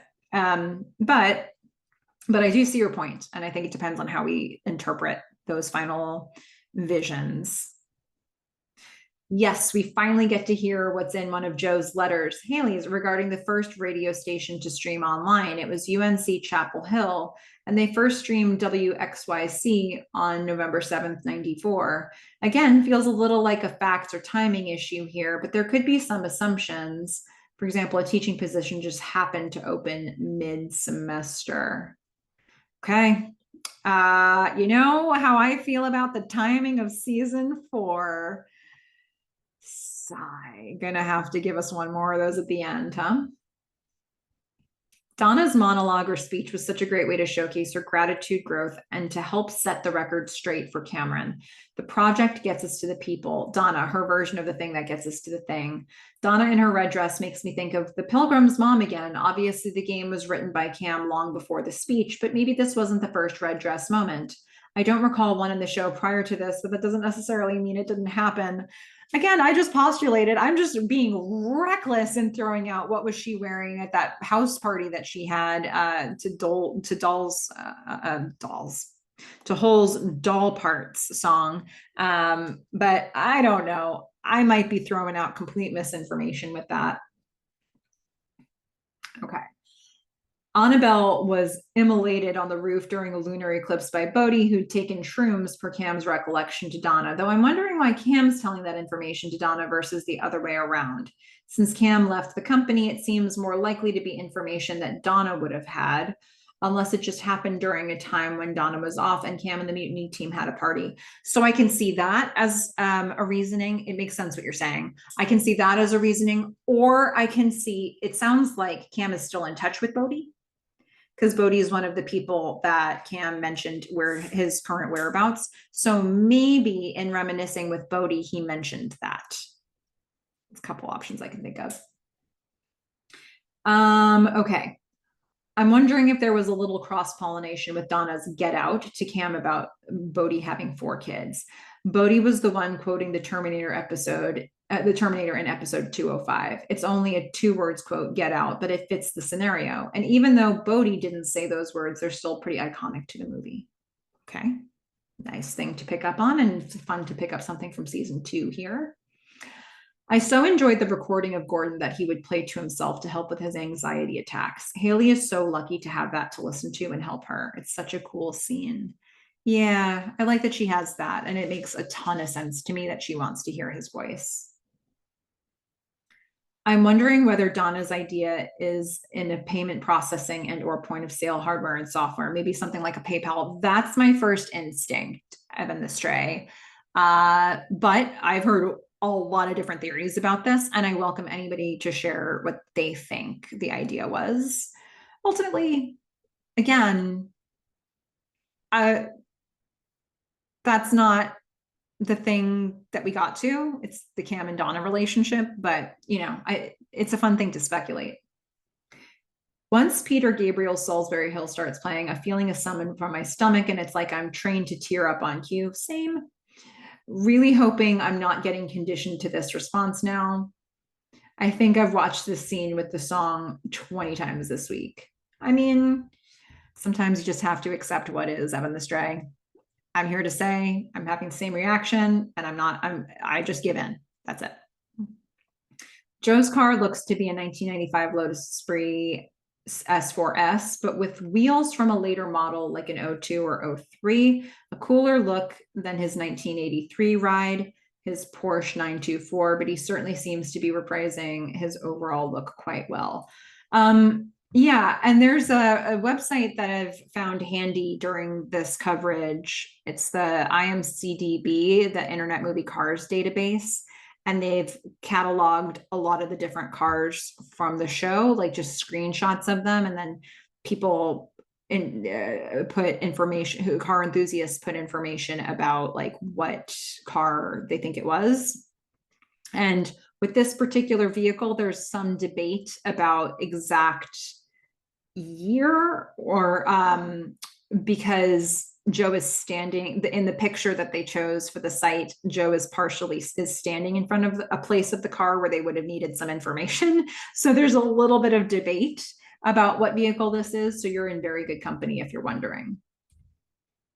Joe's presumed anarchy art is turned upside down now. It could mean anti-anarchy and instead beauty through order. It could be a V with a strike through it, meaning he's sworn off of women. Maybe it means one of those path crosses that of two others, Joe, Gordon, and Cam. Oh, interesting. Didn't notice that it was upside down, but I did recognize it. Interesting. Good to know. Cam is hugging or comforting herself in the picture in front of her Airstream. I don't know how Joe can keep a picture of Cam and Gordon on display in line of sight. Heck, they break my heart in the few seconds I see them there.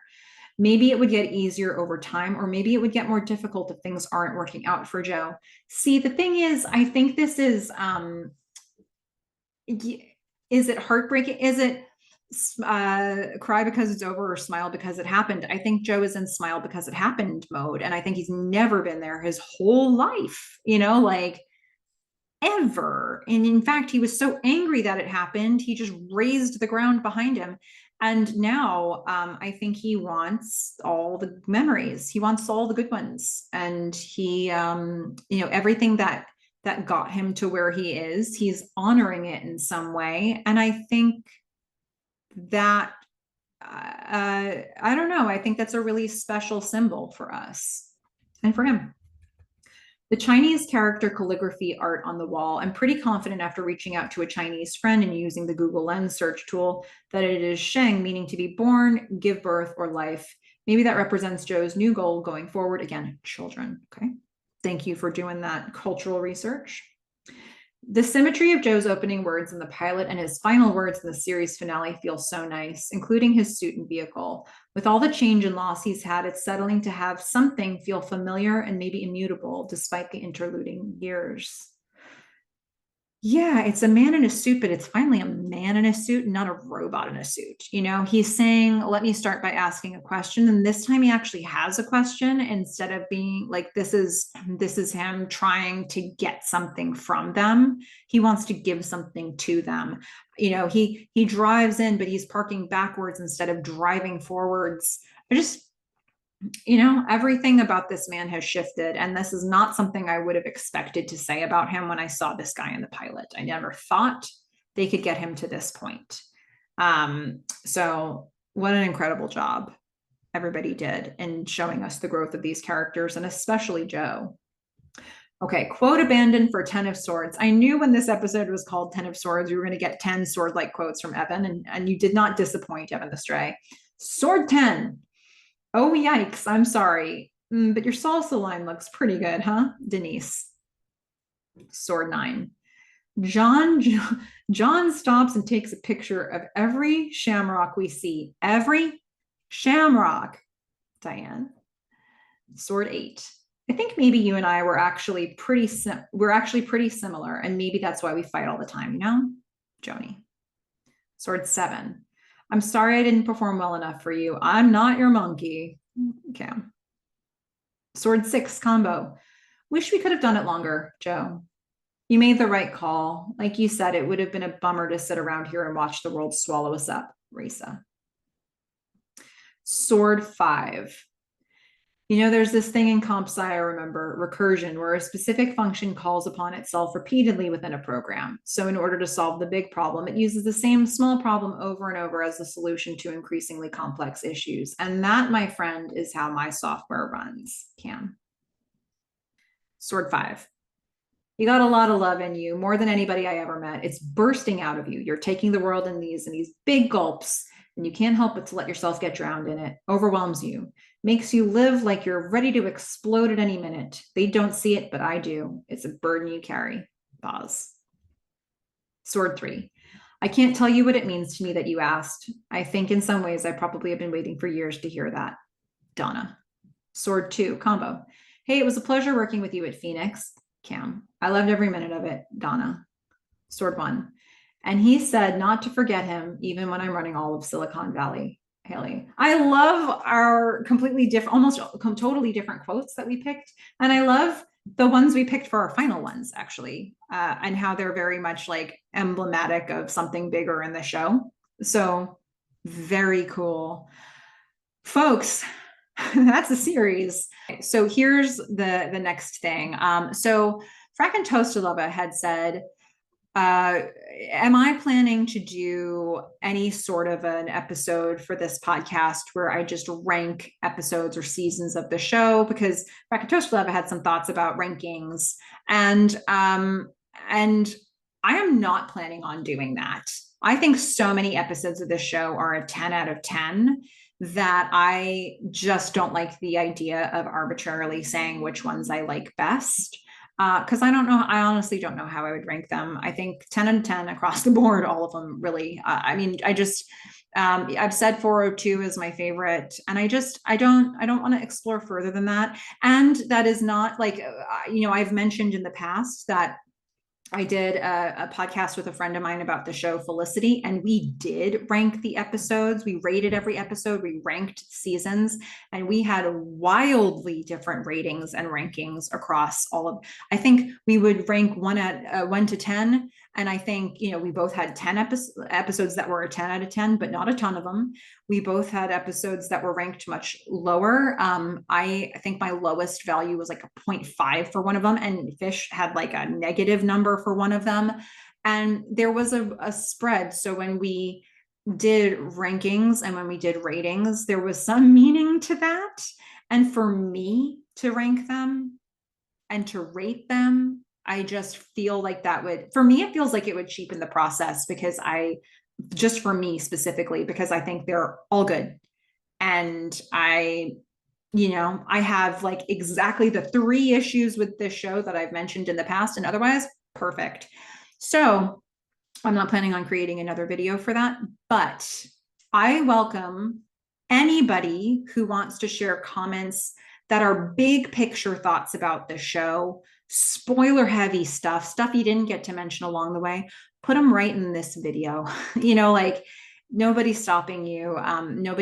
You're not spoiling anybody. Hopefully we've all seen the full show to this point. This is a great place for you to put your ratings and your rankings. What seasons were your favorites? What characters were your favorites? This is a great place to do it. And yeah, put your thoughts about this episode, but you can go bigger than that if you want to. And a huge thank you once again to everybody who didn't spoil the biggest spoilers of this show along the way, especially if you were watching these in real time with me. I think we can all acknowledge how challenging a task that actually was, especially the Gordon stuff. We all winked and nodded at each other in our comments in different ways. but we never crossed the line. And I really appreciate that. So those are some things I wanted to say up front. I think what I'm also going to do, I'll just mention very briefly here. This isn't the end of the coverage. I'm also going to create a separate video that just says what's the plan for after this, because I think that needs to be a separate thing that people can find easily and just get right to it. But basically, you're on with me right now, right? So look, I've got a ton more interviews with cast and crew, like a lot. So I'll be dropping interviews with cast and crew continuing on Thursdays for a while, months, a while. Also, I had an idea for a special Monday interview segment where I interview people from subject matter experts or people who covered the show as reporters, just like people from different spaces who have a thing to say about the show, who weren't necessarily on the show. And I've been doing a bunch of interviews in that regard. Those are going to be spoiler-free interviews because two goals. One, I wanted people who know the show really well to be able to get some new context to the show.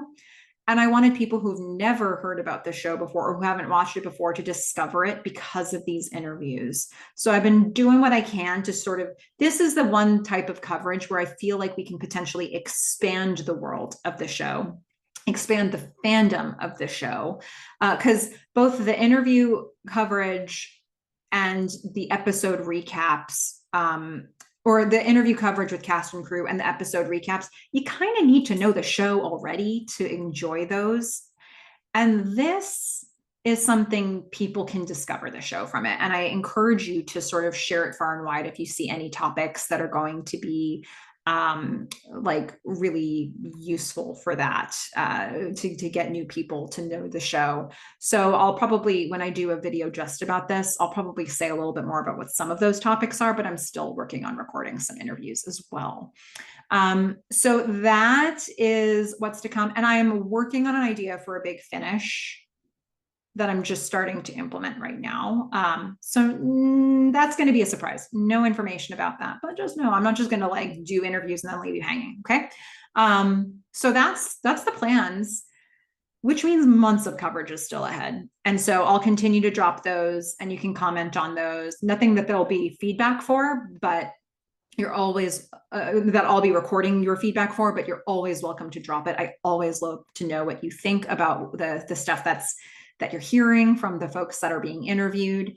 That's been absolutely the most fun part of all of this for me. And I just thank you again. I've said it before, but I'm going to say it again. When I started doing this and I took the risk of having a feedback section built in to my recaps, I was like, dear Lord, I hope somebody starts submitting feedback to these from the beginning, so I'm not just like blinking at the screen.